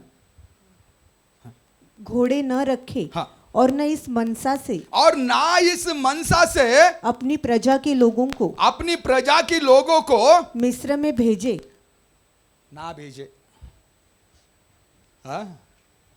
यहां पर है ना भैया, आप मिस्र के लिए भेजने के लिए नहीं है, उस महान परमेश्वर के राजत्व के लिए तुम्हें बुलाया गया है। ना ही कि इस जगत में चले जाओ और नाश हो जाओ, उस बातों के लिए नहीं बुलाया। उस परमेश्वर की बातों को अगर आप और मैं अगर सही रीति से समझेगा तो हम जानेगा कि वाकई महान परमेश्वर हमें क्यों चुन रहा है, क्यों अलग कर रहा है, क्यों परमेश्वर वो बाबिलोन में रहने वाले लोगों से बोल रहा है कि तुम्हें मैं एक करूंगा। क्यों बोल रहा है एक करूंगा? क्योंकि वो तितर बितर हो गया हुआ सारा लोग इज़राइल लोगों को बोल रहा है कि तुम एक हो जाओ। एक होने के लिए बोल रहा है। एक यहां पर देखो, ज्यादा तेरे पास घोड़े नहीं होना चाहिए। हमारा मन, हमारा ध्यान उस शहर में, उस राज्य में नहीं होना चाहिए, क्योंकि हमें जितना परमेश्वर ने दिया है उसमें संतुष्ट और तृप्त होना चाहिए। ज्यादा लालसा नहीं होना चाहिए, या इसके उसके सामने सर पटकना भी नहीं चाहिए। क्योंकि आप और मैं क्या करता है? सर पटकता है। सर दे भैया, ऐसा सर पटकता है आप और मैं, क्योंकि खा नहीं सकता है नहीं हमारे लिए खाने के लिए। क्योंकि हम क्या करें, इसके उसके सामने हम हाथ फैला रहा है। अरे हाथ फैलाने के लिए नहीं बोल रहा है परमेश्वर तुम्हें क्या सिखा रहा है, क्या दे रहा है, उस बातों को समझो। क्योंकि इज़राइल लोगों का एक उदाहरण लेकर आपको और मुझे सिखाना चाहता है। वही बातों को लेकर अगर आप और मैं समझेगा तो मानेगा कि वाकई हम फलदायी है, हम आशीषित लोग हैं। हम कदा भी उस पाप के लिए, उस श्राप के लिए नहीं बुलाया। नहीं बुलाया। वो महान परमेश्वर ने आपको और मुझे है ना उस आशीष के लिए और बुलाया। लेकिन परमेश्वर क्या बोलता है पता है कि जब तुम राज चुनेगा ना भैया, तो वो तुम्हें मिस्र में नहीं ले जाए। और दूसरी बात, वो ज्यादा शादी ना करे, ज्यादा 1 से 2, 2 से 3, 3 से 4, 4 से 5, ऐसा 4-5 शादी ना करे। और ज्यादा उसके पास बैंक बैलेंस भी ना हो। क्यों? अगर उस बातों में अगर उसका मन लगेगा ना, तो कदा भी परमेश्वर के लिए वो बढ़ नहीं पाएगा, नहीं बढ़ पाएगा, लिखा है। लेकिन एक बात जरूर वहां पर बोल रहा है, क्या बोल रहा है पता है क्या? देख, लेवी और याजक लोगों के पास जो लिखावट मैंने दी है, उसे तू क्या करना? अपने हाथों से उतारना, अपने हाथों से। जो बयान यहां पर परमेश्वर का वचन यहां पर जो प्रचार हो रहा है, जो तुम्हें और मुझे सिखाया जा रहा है, उस वचनों को लिख कर ले, है ना। हमें रिकॉर्डिंग है ना। अभी कितना सुविधा है, हमको रिकॉर्डिंग है कि नहीं। और हमें वचन वगैरह पूरा समझना है तो हम बाद में सुन भी सकते हैं, है ना। लेकिन वैसा नहीं बोल रहा है। तेरे पास एक झेरॉक्स होना चाहिए, तेरे पास एक झेरॉक्स होना चाहिए। वो झेरॉक्स अगर तेरे पास रहेगा ना, तो कदा भी ना दाएं ना बाएं मुड़ेगा नहीं, तू सीधा परमेश्वर के मार्ग पर चलेगा। आमीन। लेकिन यहां पर राजा अगर चुनने की बात है ना, अगर चुन रहा है तो एक सही चुनावट होना चाहिए। वाकई मेरे परिवार के लिए मैंने कौन से राजा को और किस बातों को चुना, ये सारा समझ आपको और मुझे होना चाहिए, तभी हम परमेश्वर में बढ़ेगा। नहीं तो पाप तुम्हें और मुझे पकड़ेगा, धर के रखेगा और कदा भी हमें जयवंत होने नहीं देगा। इसीलिए हमारा मंदिर उजाड़ पड़ा है। इसीलिए हमारा मंदिर क्या पता है क्या? उसको क्या जंग लग रहा है, जंग लग रहा है। जंग लगने के कारण है ना, जो आत्मा परमेश्वर ने दिया है ना, उसे बुझा रहा है भैया, बुझा रहा है। ना बुझाओ। 21 दिन की प्रार्थना हर 6 महीने में, साल में 2 बार आता है, तो उसमें ही सीमित ना हो, क्योंकि सारा शुरूर आपके और मेरे सामने है। उस बातों को हमें समझे कि वाकई आज की आराधना, आज की प्रार्थना वचन का क्या भाग है। उस बातों को समझेगा ना, तो हमारे जीवन में एक बढ़ोतरी होगी। नहीं तो हम अगर एक रूटीन करके अलावा चलेगा ना, तो नाश होगा। ये देखो, साहुल परमेश्वर ने चुनकर अलग किया, परमेश्वर के लिए अच्छा काम किया। अच्छा काम करने के बावजूद भी उसने भूत प्रेतों को के सामने जाकर दंडवत किया। और क्या बोल रहा है पता है? बोल रहा है परमेश्वर ना ही स्वप्न के द्वारा, ना ही उरीम के द्वारा, ना ही भविष्यवक्ता के द्वारा मुझसे बात किया। ना ही स्वप्न के द्वारा, ना ही उरीम के द्वारा, ना ही भविष्यवक्ता के द्वारा मुझसे बात नहीं किया। अब मैं क्या करूं? नाश हुआ ना। तो आप और मैं जो पाया हुआ उपकारों को कैसे नाश करवाएगा? कैसे ना करे। उस बातों को डरते कांपते हुए है ना, उस परमेश्वर की महिमा करने के लिए सदैव खड़ा रहो। सदैव दुख में रहो, मुसीबत में रहो, संकट में रहो। कदा भी निराशा मत होना, कदा उदासीनता भी मत लाना। अगर तू बीमार है तो उस बीमार में भी उस महान परमेश्वर की आराधना करना, क्योंकि वो देखता है तुझे कि तू क्या कर रहा है।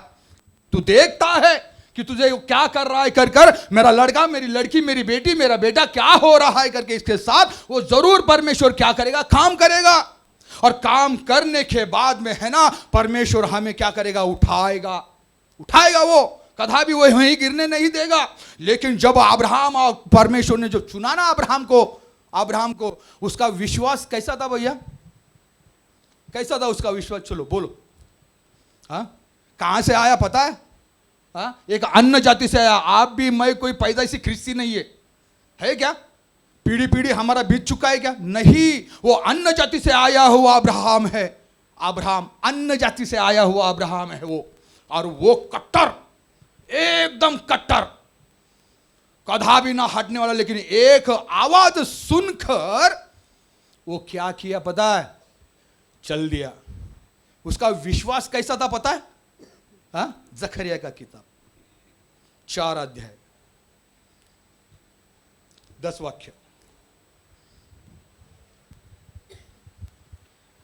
क्योंकि किसी ने छोटी बातों का दिन हाँ तुच्छ जाना है।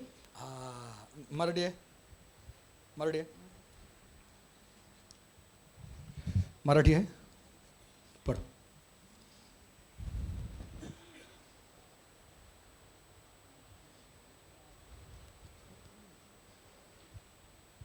तर कार्याच्या तर कार्याच्या अल्पारंभाचा अल्प और सुरुवातीचा दिवस कोणी तुच्छ मानतो काय? शुरुआत आपका और मेरा शुरुआत जब परमेश्वर का वचन हमारे कानों में जब पड़ा, उस शुरुआत की बातों को बता रहा हूं। अगर आप और मैं अगर उस शुरुआत में, अगर उस पहली स्टेप में अगर पायरी चढ़ा नहीं है, परमेश्वर के वचन को हमारे हृदय में किसी ने डाला, तो वो अल्प अर्थात वो छोटी सी बात, कौन सी बात? एकदम छोटी सी बात। अब्राहम को भी परमेश्वर ने कहा कि देख, मैं तुझे कहां से लाया उस बातों को याद कर। नदी के उस पार से, नदी के उस पार से, इस पार से नहीं, इस पार हम परमेश्वर की ओर है। नदी के उस पार अर्थात उस जगत दुनिया में थे, नाश के लिए ठहराए गए थे, लेकिन उनमें से खींचकर लाने वाला खुदा आपको और मुझे कह रहा है कि उस पार जो था ना तू, उस पार से इस पार लाया। इस पार कितनी आशीषों की भरपूरी है, कितनी आशीषों की भरपूरी है इस पार। उस पार क्या था? कुछ भी नहीं था, लेकिन उस छोटे से विश्वास में वो दृढ़ रहा, छोटे से विश्वास में दृढ़ रहा। इतना तिनका भर भी आप में और मेरे में अगर विश्वास है ना, तो विश्वास को परमेश्वर का वचन क्या बोल रहा है पता है? उसका जवाब देने वाला अय्यूब है। अय्यूब बोल रहा है कि अगर उस छोटे से विश्वास में अगर मैं स्थिर है, तो अभी मैं भरपूरी का, मैं क्या है पता है क्या? आशीषों का कारण। आमीन। पढ़ो जरा अय्यूब का किताब 8वां अध्याय, मराठी मध्ये वाचा, 7 वाक्य।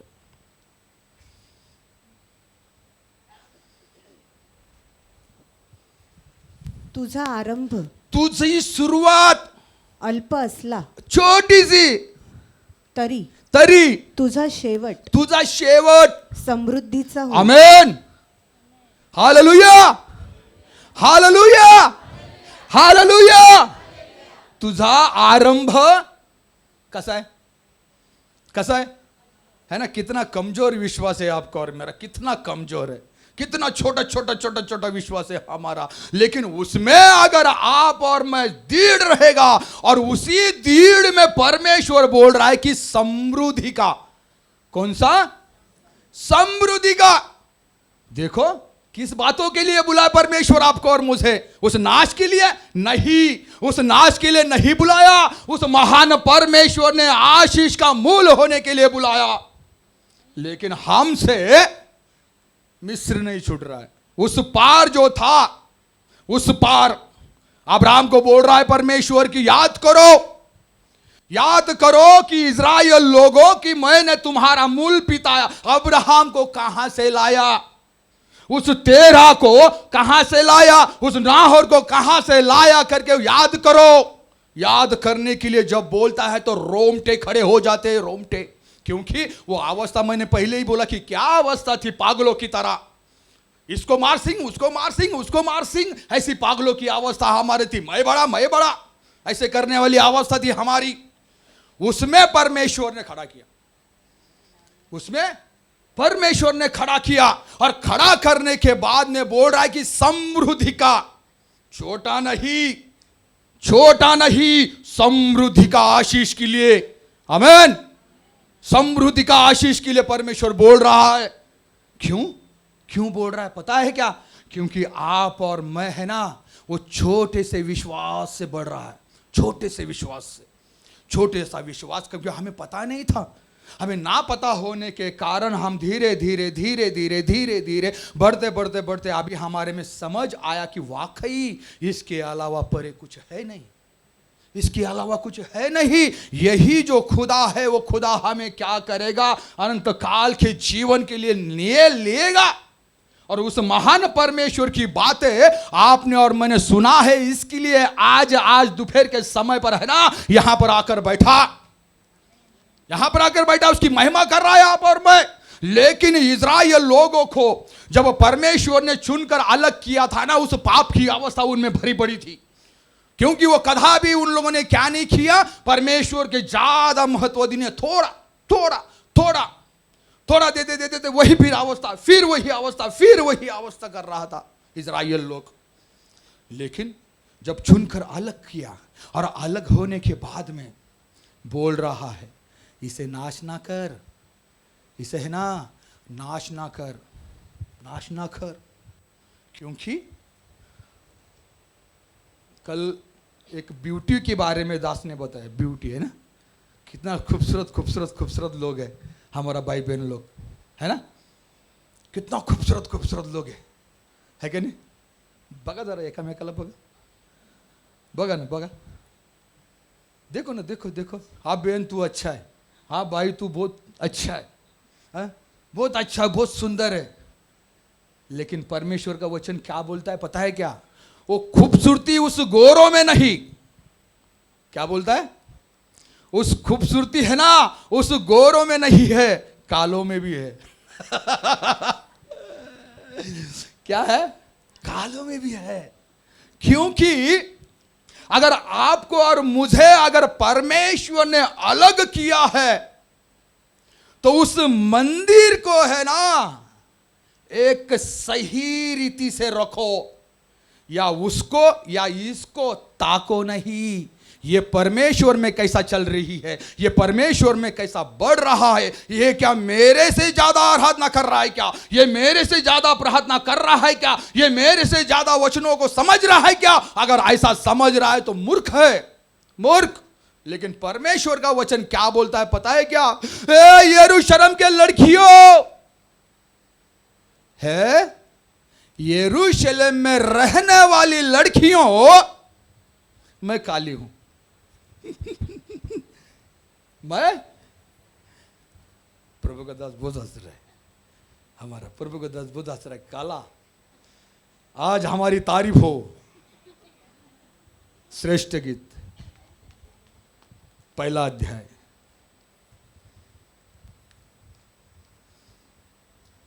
पांच और 6 वाक्य।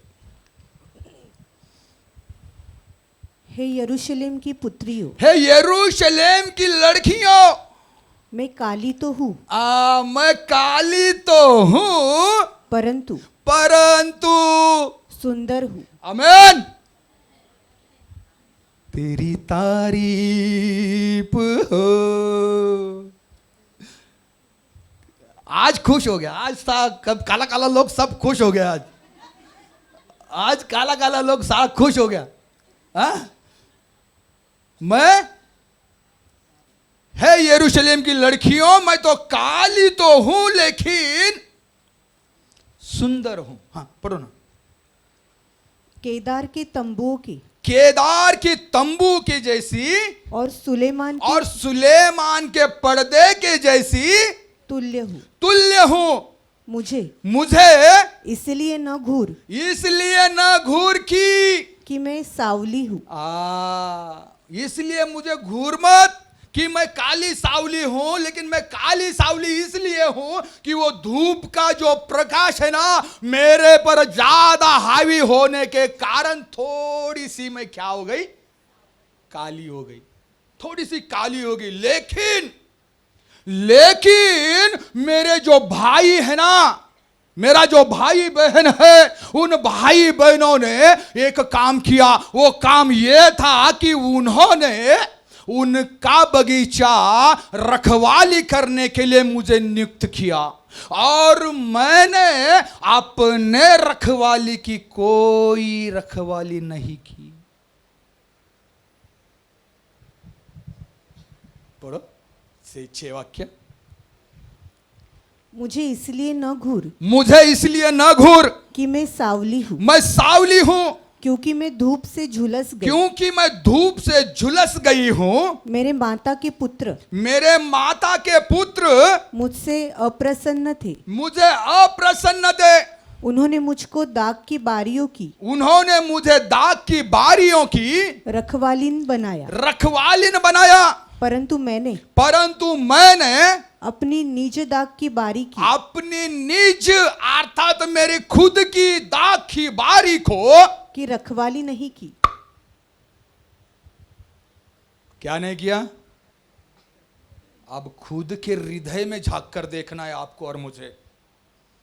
खुद के हृदय में वाकई परमेश्वर के साथ मेरा संबंध कैसा है, परमेश्वर के साथ मेरा नाता कैसा है। क्योंकि वहां पर बोल रहा है परमेश्वर का वचन आपको और मुझे समझा रहा है कि जो मेरे भाई, जो मेरे माता के जो लड़के हैं, उन्होंने उनकी रखवाली करने के लिए मुझे रखा, लेकिन जो मेरी जो खेत थी उसको मैंने रखवाली सही रीति से किया नहीं। इसीलिए मैंने बोला आज आप एक दूसरे को कैसा देख रहा है, हम कितना आत्मा में है, हम कितना परमेश्वर में बढ़ रहा है, लेकिन क्या बूझ रहा है? क्या यही वचन पढ़ा हमने? यही वचन पढ़ा यशायाह के किताब में कि वो बित्ती किनाई वो बूझ रहा है, बूझ रहा है वो। क्यों? क्योंकि हम है ना वो दूसरे को क्या बोलते पता है? ए तू चुप, तू कम है, तू चुप, तू कम है, तू कुछ भी नहीं है, तू बढ़, तू ये कर। लेकिन खुद का क्या?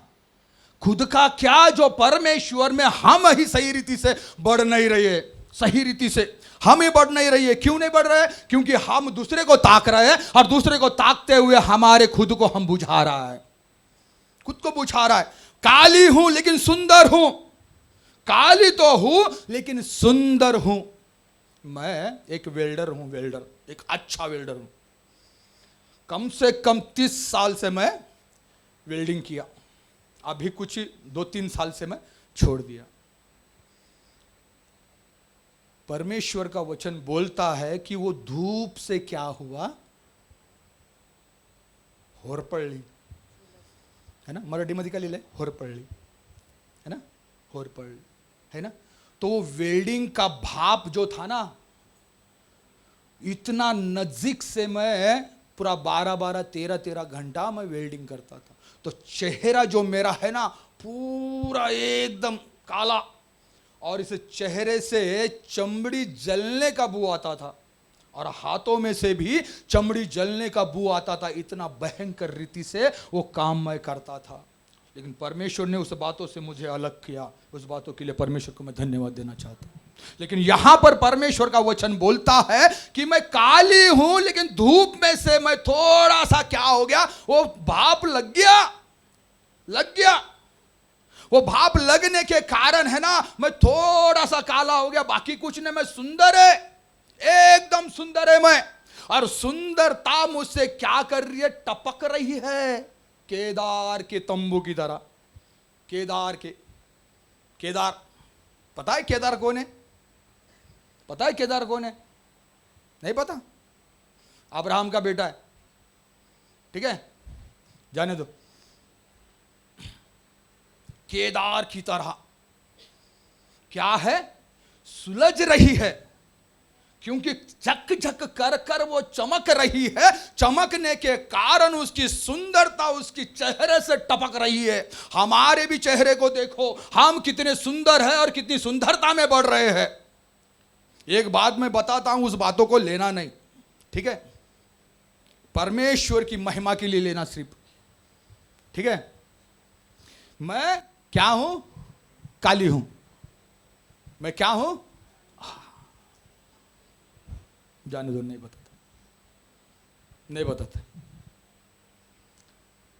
क्योंकि आजकल जो लोग है ना काला काला काला लोग बोलता है कि हमें कोई पसंद नहीं करता, हमें कोई याद नहीं करता, हमें कोई प्रेम नहीं करता, हमें कोई प्यार से कोई देखता नहीं। जो भी देखता है कि गोरा लोगों को ही देखता है, लेकिन गोरा लोग ज़्यादा नाता नहीं बाबा,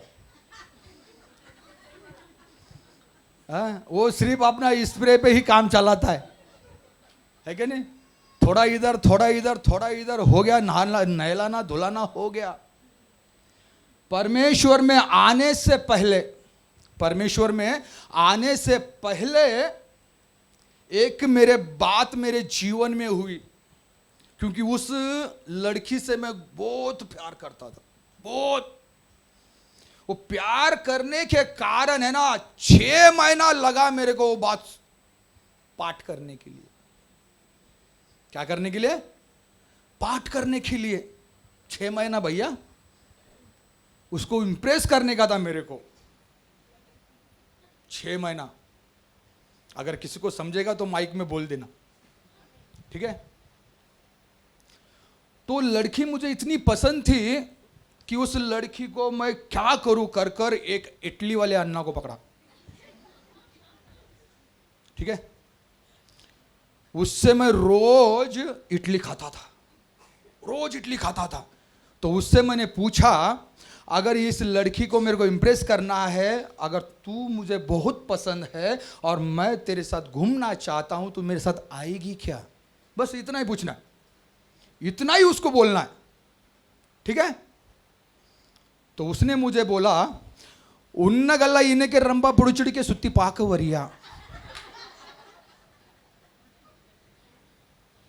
आया? किसको समझा?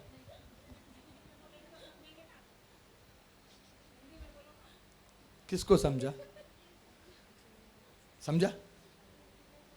क्या बोला?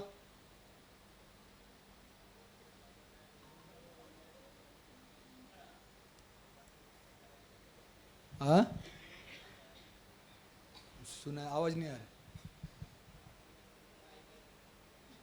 मैंने बोला, वही बोला जो मराठी में हिंदी में बोला, तू मुझे बहुत पसंद है, मेरे साथ घूमने के लिए आएगी क्या? क्योंकि वो काली सावली थी। काली सावली होने के कारण उसको मैंने इंप्रेस किया, फ्लड हो गई, घिर गई और बोलती तू कैसा सीखा? मैं बोला तेरे प्यार के खातिर, तेरे प्यार के खातिर। यहां पर भी तो खुदा बोल रहा है भैया, यहां पर भी तो खुदा बोल रहा है, मैं क्या हूं? काली सावली हूं लेकिन सुंदर हूं। क्या हूं? सुंदर हूं। उस खुदावन के चरणों में आप और मैं बैठता है ना, कदा भी सुलझेगा नहीं, महान परमेश्वर में बढ़ेगा। उस प्रकाशित वास से होगा तुम और मैं, क्योंकि आप और मैं है ना उस नाश के लिए नहीं, उस महान परमेश्वर की बढ़ोतरी के लिए परमेश्वर ने हमें क्या किया है? अलग किया है। अगर अलग हमें किया है तो उसका मंदिर कैसे होना चाहिए? उसको एक अच्छी तरह से उसकी देखभाल होना चाहिए, है ना? एक अच्छी तरह से। परमेश्वर का वचन कितनी बार बोलता है कि तुम क्या है? खेत है। तुम क्या है? इमारत है। तुम क्या है? परमेश्वर की रचना है। तुम क्या है? परमेश्वर के काम हो, है ना? है कि नहीं? अगर आप और मैं अगर परमेश्वर की खेत है तो उस खेत को, उस इमारत को कैसा होना चाहिए? कैसा होना चाहिए? उस महान परमेश्वर की इमारत जो है ना, वो महान परमेश्वर ही उसको बनाना चाहिए। तो जाकर उस बातों को हम क्या करेंगे पता है? चिपकेगा, चिपकेगा, नहीं तो नहीं। क्योंकि पौलुस बोल रहा है, पौलुस चिल्ला रहा है कि तुम लोग परमेश्वर की क्या है? बोलो, हाँ? इमारत। क्या है? इमारत है, खेत है। जरा पढ़िए पहला कुरिन्थी 3 अध्याय का 9 वाक्य पढ़िए।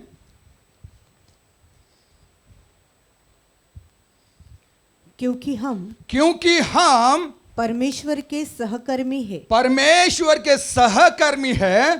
तुम परमेश्वर की खेती, तुम परमेश्वर की खेती और परमेश्वर की रचना, परमेश्वर की रचना हो। हाँ, 10 वचन।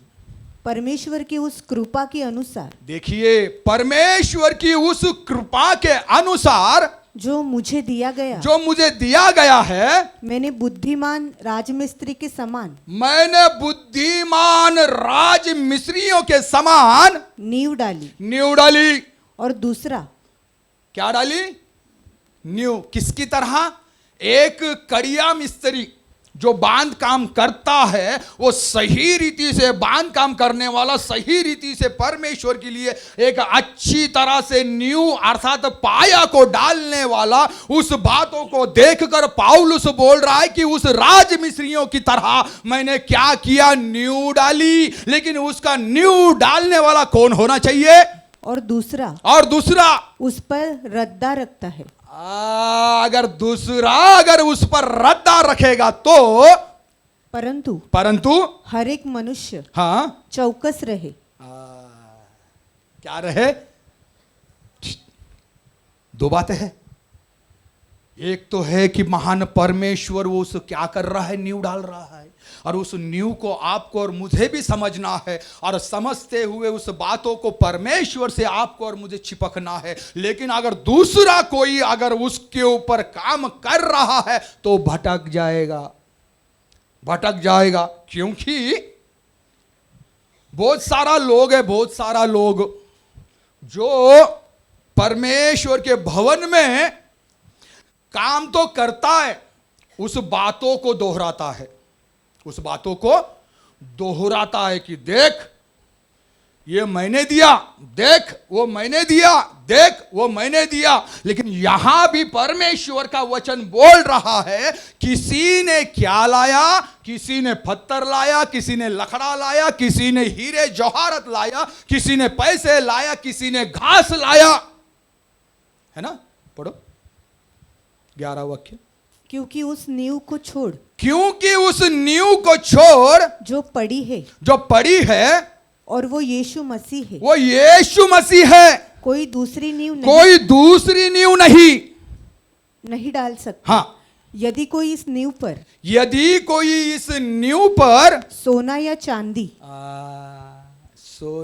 चांदी अपनी मैं के खातिर अगर इसमें कोई भर डाल रहा है ना?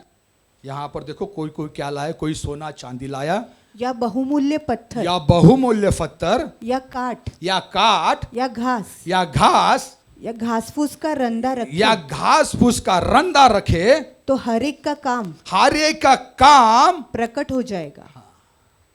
तो देखो आपको और मुझे कैसी नींव डालना है, उस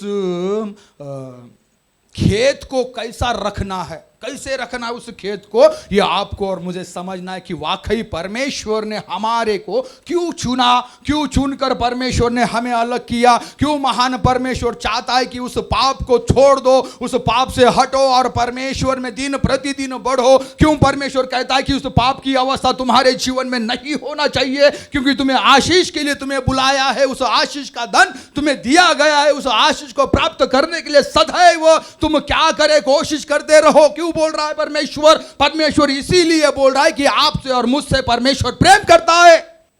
आमीन। उस प्रेम के खातिर आपको और मुझे क्या करना है? उस महान परमेश्वर में दिन प्रतिदिन बढ़ना है। इज़राइल लोग 70 साल से गुलामगिरी में है, वहां पर एक आश्वासन की बात दे रहा है। क्या पता है? बोल रहा है, हे एजकेल, यहां क्या तुझे दिखाई दे रहा है? क्या तुझे समझ रहा है? क्या तू देख रहा है? बोल रहा है, प्रभु जब तक आप मुझे सही रीति से समझाएगा नहीं, मेरे समझ में कुछ भी नहीं आएगा। देख, ये तराई में क्या पड़ा है? क्या पड़ा है तराई में? क्या पड़ा है? हाँ? हड्डियां। क्या पड़ा है? हड्डियां। लाखों हड्डियां। जान नहीं है उसमें, जान नहीं है, कुछ भी जान नहीं है उसमें। एक एजेकल परमेश्वर के दास को परमेश्वर दिखा रहा है कि तुझे क्या दिखा रहा है, उस बातों को देख। दिखाने के बाद में बोल रहा है, प्रभु ये तो सूखा हुआ हड्डियां है। सूखा हुआ क्या है? सूखा हुआ हड्डियां है। ये हड्डियां क्या करेगी? क्या कर सकेगी? ये हड्डियां कुछ कर सकेगा? कुछ कर सकेगा? हड्डियां कुछ कर सकेगा? नहीं, कुछ भी नहीं कर सकेगा। लेकिन परमेश्वर चाहेगा तो वो 101% होगा। आमीन। क्योंकि एजेकिएल को जब परमेश्वर ने बोला तो वो एजेकिएल के ऊपर क्या आया पता है? शक्ति व्यवहार हुई उसके ऊपर, शक्ति। पहला वचन पढ़िए जरा 37 का। यहोवा की शक्ति यहोवा की शक्ति मुझ पर हुई, मुझ पर हुई, वो मुझ में अपना वो मुझ पर अपना आत्मा समवाकर आत्मा समाकर बाहर ले गया। आमीन। आत्मा की भरपूरी यहां पर परमेश्वर का वचन समझा रहा है कि जिस आत्मा में आप और मैं चलना चाहिए उस आत्मा को सही रीति से समझो। क्योंकि दावीद राजा भी बोल रहा है कि परमेश्वर ने मेरे जी में जी लाया, जी में जी, दो जी। पढ़िए जरा स्तोत्र संगीता 23:3। वो मेरे जी में वो मेरे जी में जी ले आता है। आमीन। यहां पर सूखी हड्डियां हैं, सूखी हड्डियां, जान नहीं है। एक उपमा दे रहा है, एक उपमा क्या दे रहा है पता है क्या? 70 साल से इजराइल लोग कहां है? बैबीलोन में। ना ही आराधना, ना ही प्रार्थना, ना ही परमेश्वर की कोई बात, ना ही परमेश्वर की कुछ याद, कुछ भी नहीं। सूख गया है, सूख कर काटा हुआ काटा, हड्डियां सूख गई है, सूख गई पूरी हड्डियां। परमेश्वर की कोई बात नहीं है। लेकिन फिर भी प्यार करने वाला, मोहब्बत करने वाला उस खुदा वो इजराइल लोगों से बोल रहा है कि मैं उन्हें जिलाऊंगा, मैं उन्हें जिलाऊंगा, उनमें सांस फूकूंगा, उनमें आत्मा डालूंगा। पवित्र आत्मा के बारे में बोल रहा है। क्योंकि आप और मैं कितनी बार इनकार करने वाला है, कितनी बार इनकार करता है उस खुदावन से, कितनी बार उससे हट जाता है हम, लेकिन फिर भी वो नहीं त्यागता, नहीं छोड़ता। लेकिन यहां पर परमेश्वर का वचन बोल रहा है कि शक्ति जब मुझ में समाई तब परमेश्वर का काम मुझ में, यहोवा की शक्ति यहोवा की शक्ति मुझ पर हुई, वो मुझ में अपना आत्मा समवाकर, वो मुझ में अपना आत्मा समाकर बाहर ले गया, और मुझे तराई के बीच में खड़ा कर दिया। और वो तराई हड्डियों से भरी हुई। तब उसने मुझे उनकी चारों ओर घुमाया, उसकी चारों हड्डियों की चारों ओर घुमाया। और तराई की तह पर बहुत सी हड्डियां थी, और उस तराई की तह पर बहुत सारी हड्डियां थी, वे बहुत सूखी थी। तब उसने मुझसे पूछा, हे मनुष्य की संतान, क्या ये हड्डियां जी सकती है? मैंने कहा, हे परमेश्वर यहोवा, तू ही जानता है। आमीन। परमेश्वर आपके और मेरे बारे में, एक के बारे में हर बात जानता है कि तू क्या करने वाला है, तेरा क्या होने वाला है, तेरा क्या होगा कर ये परमेश्वर जानता है कि तुझ में कितना अभिषेक है, तुझ में कितना परमेश्वर का काम है, तुझ में कितना परमेश्वर काम करना चाहता है। ये सारी बात परमेश्वर को पता है। लेकिन आप और मैं उस बातों को समझा क्या? या 70 साल गुलामगिरी में गया हुआ इजराइल लोग जो सूखी हड्डी बन चुकी है, सूखी हड्डी, सूख गई है पूरी, ना ही कुछ भी नहीं है उनके जीवन में। देखो जो परमेश्वर से दूर हटे हुए लोगों को देखो जरा, देखो है क्या उनकी आराधना, है कि उनकी प्रार्थना, है क्या उनके जीवन में कुछ परमेश्वर की महिमा है क्या? कदापि नहीं। कल मुझे है ना, कल जो सबसे पहले जिसने मुझे परमेश्वर के दास के पास लेकर आया था वो आदमी मिला, मेरा दोस्त मरने पर है, मरने पर। कल मेरे बीबी को मैंने बोला, देख इसकी बीबी ने, इसके माँ ने, इसके दोनों बहनों ने और उसके जीजा ने क्या लिया? बपतिस्मा लिया। कल ही बता रहा था उसको, मैं बोल रहा था देख उसकी अवस्था देख कैसी है, देख वो अवस्था, मुझे उसने परमेश्वर का संदेश सुनाकर परमेश्वर के चरणों में ले आकर वो खुद हट गया। एक छोटा भाई मर गया, उसका मर गया। प्रभु के दास ने 2 भविष्यवाणी की थी, 2 भविष्यवाणी, दोनों भविष्यवाणी खरी हुई। एक को बोला तुझे हार्ट अटैक आएगा तो आया, दूसरे को बोला पैरालाइसिस आएगा तो आया। क्यों? जब हम परमेश्वर की बातों को नहीं मानते, उसके सानिध्य से दूर हट जाते, तब होगा। क्यों होगा? क्योंकि हम नहीं मान रहा है, वो स्वभाव हमारे मध्य नहीं आ रहा है जो परमेश्वर बोल रहा है कि ये हड्डियां जी उठेगी क्या। इजराइल लोग 70 साल से पड़े हुए हैं। अभी एक आश्वासन दे रहा है कि क्या ये हड्डियां जी उठेगी क्या? जिन्होंने अभी तक पवित्र आत्मा का दान पाया नहीं, जिन्होंने अभी तक पवित्र आत्मा की पाया नहीं, जिन्होंने अभी तक परमेश्वर को सही रीति से समझा नहीं, क्या आज शाम रात बजे वो लोग क्या आत्मा पाएंगे क्या? आमीन, जरूर पाएंगे। क्योंकि आप और मैं अगर एक दाई होकर उस महान परमेश्वर के लिए अगर आत्मा में अगर उस महान परमेश्वर की आराधना करेंगे तो आग सुलगेगी वो आग, और आग लगते लगते लगते बढ़ जाएगी। 120 लोगों के ऊपर ऐसे ही आत्मा नहीं उतरी, वो आत्मा काम कर रहा था। वो आत्मा जब काम कर रहा था ना, वो आत्मा वो हड्डियों में और गूदे में भी काम करता है। ऐसा परमेश्वर का वचन बोलता है इब्री की किताब में। लेकिन उस लालसा से आप और मैं बैठेगा क्या? परमेश्वर का पौलुस बोलता है, परमेश्वर का दास पौलुस बोलता है, ये सारी बात जो है ना वो आपको मैं एक गंभीरता से सिखाना चाहता हूं, एक बारकाई से आपको सिखाना चाहता हूं। उस बातों को आप है ना एकदम बारकाई से लेना। अगर लेगा नहीं ना, आप क्या है पता है, मंद। क्योंकि हम हल्का समझता है भैया, हल्का परमेश्वर के वचनों को हल्का समझता है, हल्के में लेता है। लेकिन परमेश्वर की बातें सुनना किसके लिए है, किसको है? इब्री का किताब 5 अध्याय 11 फिर 14। इसके विषय में हमें बहुत सी बातें कहनी है। देखिए, उस पवित्र आत्मा के बारे में बहुत सी बातें आपको करनी है, जिनका समझाना भी कठिन है।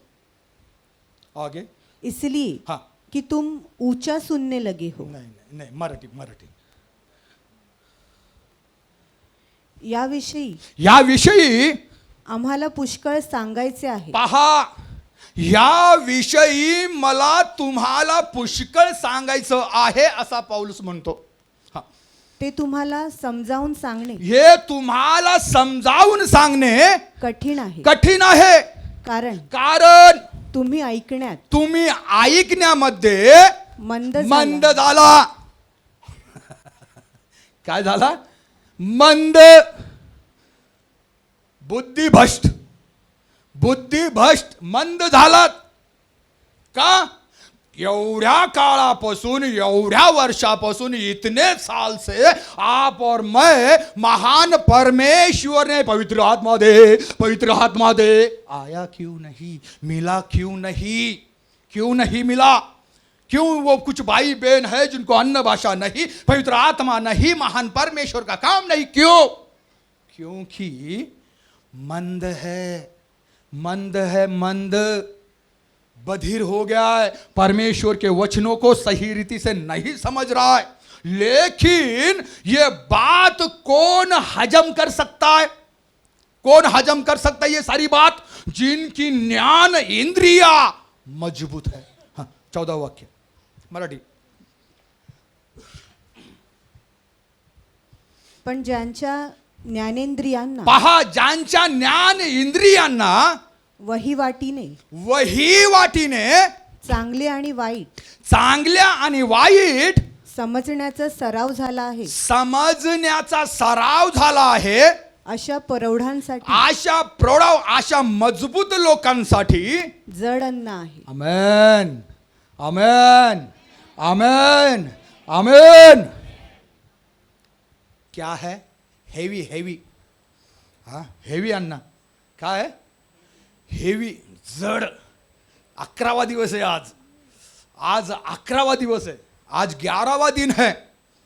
11वां दिन में हेवी लोड, हेवी किया हुआ आप और मैं अगर सही रीति से पचाने के लिए अगर सक्षम है तो ठीक है, नहीं तो जुलाब पर बैठेगा,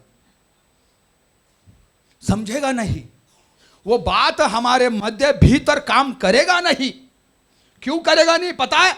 जुलाब लग जाएगा, है ना. कितने सारे लोगों को जुलाब लगेगा, देखो, है कि नहीं. कुछ भी उपवास में कुछ भी आड़ा टेढ़ा खा लेता है, कुछ भी खा लेता है, फिर गड़बड़ गड़बड़ गड़बड़ गड़बड़ गड़बड़ गड़बड़ होता है. डुम डाम ऐसे ऐसे ऐसे हो जाती है. बाहर से निकलता नहीं तो फिर भी पेट में से बाहर आती. सोया रहेगा तो भी गड़गड़ गुड़ गुड़ गुड़ गुड़ गुड़ गुड़ करेगा. क्यों? खाली पेट है, गैस है. लेकिन हेवी खाना जो खाता है ना, उसको पचाने की ताकत क्षमता जो रखता है, उन बातों को वो बारकाई से समझेगा. अगर बारकाई से समझने के बाद में परमेश्वर यिर्मयाह को बोल रहा है, क्या ये आत्मा इनमें जाकर क्या ये उठेगी? हाँ. हे मनुष्य की संतान, क्या ये हड्डियां जी सकती है? क्या ये हड्डियां जी सकती है? मैंने कहा हे परमेश्वर यहोवा, तू ही जानता है. तू ही जानता है. तब उसने मुझसे मुझसे कहा, इन हड्डियों से भविष्यवाणी करके कह के कह, हे सूखी हड्डियों, यहोवा का वचन सुनो. परमेश्वर यहोवा, हाँ, तुम हड्डियों से यो कहता है, हाँ, देखो मैं आप तुम में सांस समाऊंगा. आमेन. आज शाम को बचा हुआ दिन में उस सांस के बारे में, उस आत्मा के बारे में एक लालसा रखने के लिए, है ना, परमेश्वर बोल रहा है. एक लालसा, एक उत्साहित जीवन होकर, वो आत्मा की भरपूरी होकर उस महान परमेश्वर में कुछ करना, दृढ़ रहना, उस महान परमेश्वर में बढ़ना, यही हमारा सोच होना चाहिए. अगर इस सोच में अगर आप और मैं अगर इस दिनों में, बचे हुए दिनों में अगर हम ठहरेगा ना, तो आत्मा से भरकर वो आग झुलस जाएगी. झुलस कर वो आग इतनी पावरफुल हो जाएगी कि महान परमेश्वर का वचन बोलता है, घुटना तक नहीं, घोटा तक नहीं, कमर तक नहीं, डूबने की उस पवित्र आत्मा में डूबने की क्षमता रखो. क्योंकि अगर कोई व्यक्ति अगर पवित्र आत्मा में संचार कर रहा है, पवित्र आत्मा में बढ़ रहा है, पवित्र आत्मा में चल रहा है, तो जगत दुनिया की क्या उस पर लादेगा? कुछ भी लादेगा नहीं. क्योंकि वो एक ही काम करेगा, एक ही लक्ष्य रहेगा, उस पवित्र आत्मा का द्वारे वो लोगों में काम करेगा. आमीन. क्योंकि यहां पर परमेश्वर को बोल रहा है 9 और 11 वाक्य. तब उसने मुझसे कहा, हे मनुष्य की संतान, सांस से भविष्यवाणी कर. आमीन. किससे? सांस. किससे? सांस फूकने जा रहा है. परमेश्वर सांस फूकने जा रहा है, बोल रहा है, यिर्मयाह को बोल रहा है कि हे, हाँ, मनुष्य की संतान, सांस से भविष्यवाणी कर. और सांस से भविष्यवाणी करके कहे, और सांस से भविष्यवाणी कह के कह, हे सांस, परमेश्वर यहोवा यो कहता है, चारों दिशाओं से आकर इन घात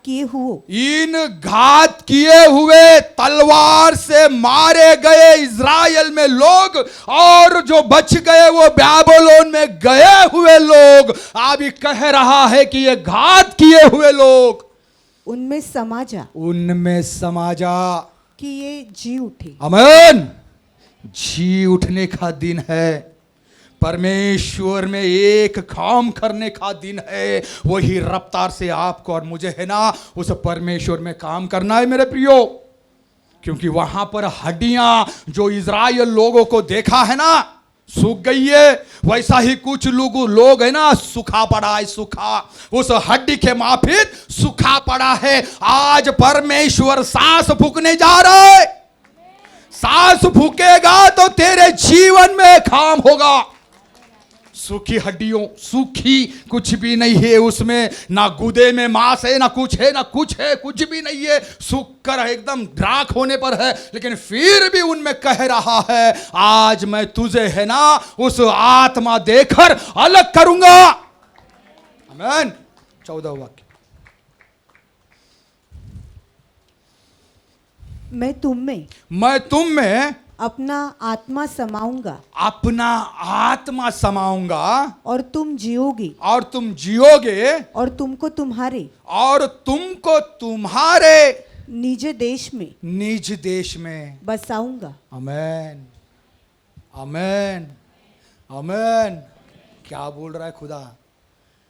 क्यों एक आश्वासन देकर बैबलोन में पड़े हुए लोगों को एक वापसी के लिए परमेश्वर बोल रहा है, कह रहा है उस बैबलोन को एक संदेश मैं दे चुका हूं।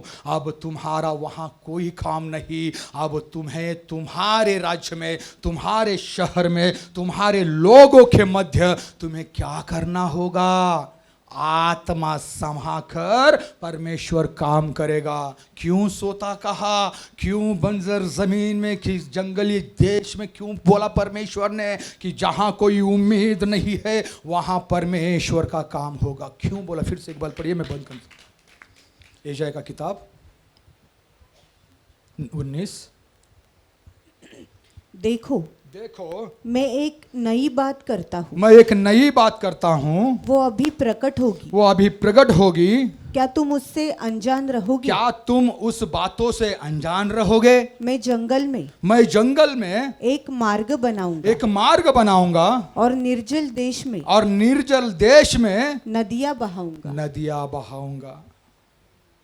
जो भाई बहन ने अभी तक पाया नहीं, उनके जीवन में परमेश्वर काम करने जा रहा है। जिन्होंने अभी तक परमेश्वर की बातों को समझा नहीं, उनको परमेश्वर उस बातों को समझाने जा रहा है। दिल से उस महान परमेश्वर के चरणों में हम बैठकर समर्पण के साथ, 10 दिन बीत गया, आज 11वां दिन है, 10 दिन आने वाला है। इस दिनों में उस महान परमेश्वर का काम हमारे मध्य दिखकर वो कदा भी ना बुझने के लिए सदैव महान परमेश्वर में हम बना रहेंगे। परमेश्वर आपको इस वचन से आशीष करे।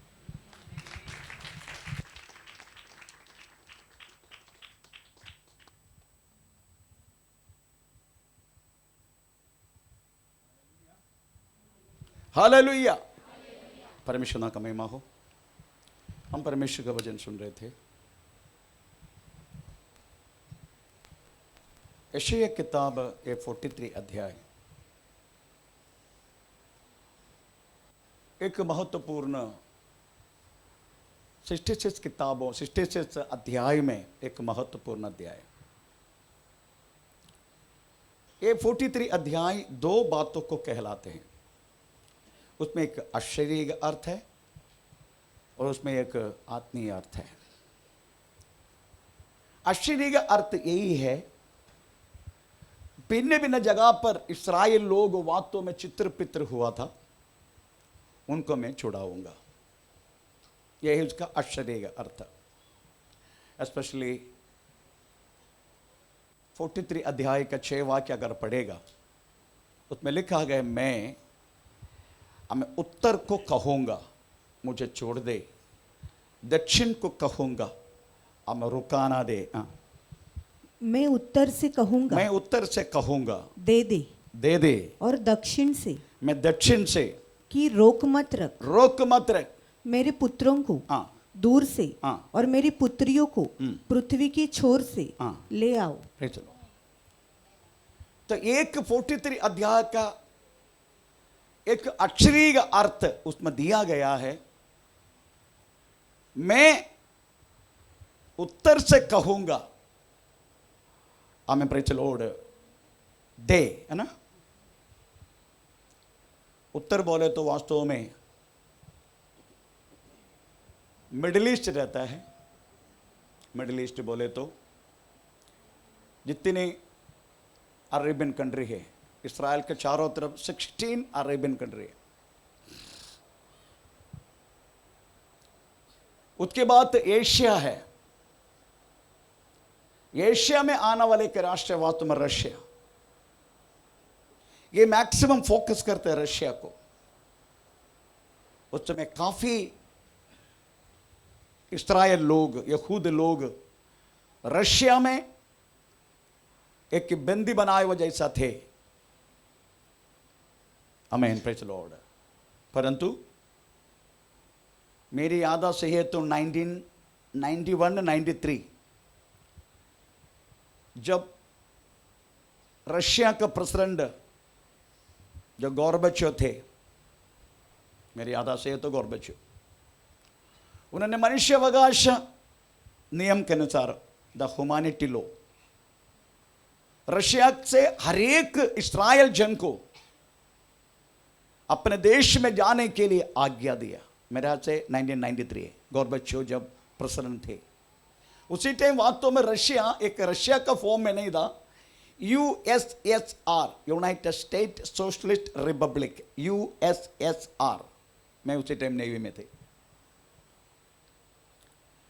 उसी समय काफी यहूदी जन को रशिया से उनको जाने के लिए अवसर मिला। आप कल का नहीं गया, अब तक आपने पेपर पढ़ा, अदरवाइज आपने न्यूज सुना होगा।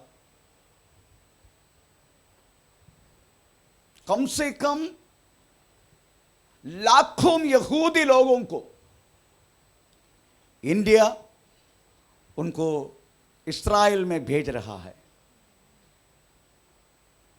Praise the Lord. अभी का प्राइम मिनिस्टर नेतन्याहू के साथ अपना पीएम साहब का, प्रेज़ द लॉर्ड, आमीन, बातचीत हो गया। ये बातें डिक्लेयर हुआ, लाखों यहूदी लोग इंडिया से प्रेज़ द लॉर्ड अपना देश में वापस जा रहे। क्यों? क्योंकि काफ़ी लोग मर चुका है, ज़मीन सब खाली है, बिल्डिंग में रहने के लिए कोई नहीं। इसलिए इंडिया से, प्रेज़ द लॉर्ड, आमीन, विनती किया, मेरा जन को वापस आने के लिए मुझे सहायता करो। तब पीएम साहब प्रेज़ द लॉर्ड एग्री है, हम जितना यहूदी लोग हैं इंडिया में उनको वापस जाने के लिए। केरला में 15,000 लोग वास्तव में काफ़ी वर्षों से पहले, आमीन, प्रेज़ द लॉर्ड, आमीन, इस्राएल में हमें चला गया। इसलिए इस्राएल में ऐसे लोगों को रहने वाले एक स्पेशल गांव है, वो गांव में बातचीत करने वाला भाषा मलयालम में। तो अगर आप जाएगा, हमको मलयालम में, तमिल में, अनेक, प्रेज़ द लॉर्ड, भारतीय भाषा में बोलने वाला यहूदी मिलेगा। Praise the Lord. तो एक अक्षरीय अर्थ वही है। Praise the Lord. रशिया में उसी समय काफी लोग थे। आखिरी में 1948 मई 14 को रशिया से इस्राएल रिपब्लिक हुआ। उसी टाइम वास्तव में काफी लोग, लाखों लोग, आमीन, प्रेज़ द लॉर्ड, वहां से वापस लौटने के लिए एक मौका मिला। एक 43 अध्याय का अक्षरीय अर्थ वही है। अब इसका आत्मीय अर्थ 19, मैं देखो मैं एक नई बात करता हूं, मैं एक नई बात करता हूं, वो अभी प्रकट होगी, अभी प्रकट होगा। क्या तुम उससे अनजान रहोगे? तुम उसको अनजान रहेगा। मैं एक नई रास्ता, एक नई मार्ग, चलो, इस मार्ग के विषय में पहले से बोला गया है, पहले से। वही हमें प्रेज़ द लॉर्ड, ऐसे ही हमें 42 उसका 9 वाक्य, 42 उसका 9 वाक्य पहले से बोला गया। देखो पहली बातें तो हो चुकी है, पहली बात तो हो चुकी है, अब मैं नई बातें बताता हूँ। उनके होने से पहले, उनको होने से पहले मैं तुमको सुनाता हूँ। आमीन, प्रेज़ द लॉर्ड। पहले सुना चुका है, पहले से ये बात। हमें ये कौन सी रास्ता है, ये कौन सी मार्ग है, हमें अचानक उल्पन्न होता है। ये कौन सी मार्ग है? 35 ऐसा 35 8 to 10 ये कौन सी मार्ग है? वहाँ हाँ, एक सड़क एक सड़क, अर्थात राजमार्ग होगा, एक राजमार्ग होगा, उसका नाम उसका नाम पवित्र मार्ग होगा। पवित्र मार्ग होगा। कोई अशुद्ध जन कोई भी अशुद्ध जन उस पर से उस रास्ता से न चलने पाएगा, ना चल नहीं पाएगा। वह तो उन्हीं के लिए रहेगा। आमीन। वो ही मार्ग उन्हीं के लिए होगा। और उस मार्ग पर उस मार्ग पर जो चलेंगे जो चलेंगे, वे चाहे मूर्ख भी हो हाँ, चाहे मूर्ख भी हो तो भी कभी न भटकेंगे। Praise the Lord। यही नया मार्ग है, यही नया मार्ग वास्तव में प्रेज द लॉर्ड आमीन भविष्यवक्त यशायाह का द्वारा परमेश्वर ने प्रकट किया। इसका आत्मीय बात यही है, एक पवित्र मार्ग है हो, उस मार्ग से अगर कोई अशुद्ध चल नहीं सकते, अगर कोई मूर्ख भी हो, उस मार्ग में आते ही उनको भी वहां से चलने के लिए, एक पवित्र मार्ग पर चलने के लिए उस महान परमेश्वर सहायता करेगा।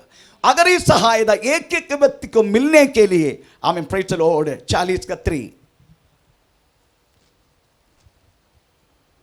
एक एक व्यक्ति को इस मार्ग पर चलने के लिए करना वाला काम, आमीन 40 का 3 कंटिन्यू। किसी की पुकार सुनाई देती है जंगल में यहोवा का मार्ग सुधारो, यहोवा का मार्ग सुधारो, सुधार दो। हमारे परमेश्वर के लिए अरबा में एक राजमार्ग चौरस एक करो, राजमार्ग चौरस करो, चौरस करो। हर एक तराई। अभी आप देखने का वो मार्ग किस तरीके से बनते हैं। हर एक तराई भर दी जाए। भरने का, जितनी गहराई का पाप के साथ चलने वाला हो, अगर इस राजमार्ग से सीधे चलना है वैसा नहीं चल पाएगा। Praise the Lord. इनको वास्तव में भरनी करना पड़ेगा, otherwise you have to repent yourself. आपको वास्तव में मन फिराना ही पड़ेगा, आपको पाप को छोड़ना पड़ेगा। जितनी गहराई के बात, गहराई के चीज वास्तव में आपके जीवन में हो रहा है, जितनी गहराई के पाप में आप पड़े रहता, प्रेज द लॉर्ड, हर एक व्यक्ति को सीधा मार्ग पर हमें एक तराई से उड़ने के लिए उस महान परमेश्वर कृपा करेगा, क्योंकि हमें प्रेज वो वहां तक आपके लिए आ सकता है। वो ये दुनिया का कोई भी व्यक्ति गहराई का पाप, हमारा पाप कितना गहरा हो, इवन लाल रंग जैसा है ना, ऐसे पढ़ने का नहीं समय नहीं, हमें प्रेज लाल रंग जैसा पाप हो, प्रेज द लॉर्ड, तो भी मैं उसको आमीन प्रेज द लॉर्ड। शेयर किताब पहला दिया 18-19 वाक्य पढ़ना नहीं प्रेज द लॉर्ड। उसमें लिखा था तुम्हारा कितना अभी गहरा के पाप हो, कितनी गहराई की तराई में तुम पड़ा हो, हमें तुझे वास्तव में हमें परमेश्वर उठाएगा। कंटिन्यू। जितना ऊंचा पहाड़ में हो, और हर एक पहाड़ और पहाड़ी गिरा दी जाए, गिरा जाएगा। Praise the Lord. कितना भी शैतान आपके जीवन में, प्रेज द लॉर्ड, आपको कितने आपके स्वभाव में, हर बातों में अहंकार हो, कोई भी हो, कितनी ऊंची अवस्था में हो, अगर इस मार्ग पर चलना है गिरा नहीं पड़ेगा, नीचे होना ही पड़ेगा। ऐसा करते करते करते करते करते करते इस राजमार्ग में चलने के लिए एक ही रास्ता है, एक ही चीज है, वो है वास्तव में नीति वचन हम 16 अध्याय का 17 वाक्य में लिखा है। उस राजमार्ग क्या है, उस हाईवे कौन सी है? Praise the Lord. हमें पाप छोड़ के जीना ही राजमार्ग है। बुराई से हटना सीधे लोगों के लिए राजमार्ग है। और राजमार्ग कौन सी है? हर एक बुराई से, हर एक पाप से प्रेज द लॉर्ड छोड़कर हमें जीना ही राजमार्ग है। यही मार्ग वास्तव में परमेश्वर हमें प्रेज द लॉर्ड आपको और मेरे लिए खोलकर इस राजमार्ग से जाने के लिए उस महान परमेश्वर ने एक एक व्यक्ति को प्रेज द लॉर्ड हमें कृपा किया है। हमें प्रेज द लॉर्ड अभी भी उस राजमार्ग खुला है जिसको हम कहला सकते हैं वास्तव में the grace period. Praise the lord. Yeshu Masih की करुणा की, दया की प्रेस समय है। अभी भी मौका है। जितने लोग वास्तव में गहराई का बत्ता में हो, कितने लोग ऊंचाई का बत्ता में हो, हमें सबको प्रेस गिरा के भरवा के प्रेस लॉर्ड इस राजमार्ग जी सकता है। The only the one way, पाप छोड़ के जीना। आमीन, प्रेज द लॉर्ड, हालेलुया। आइए हम अपना को प्रभु का समर्पण करें। ओ धन्यवाद।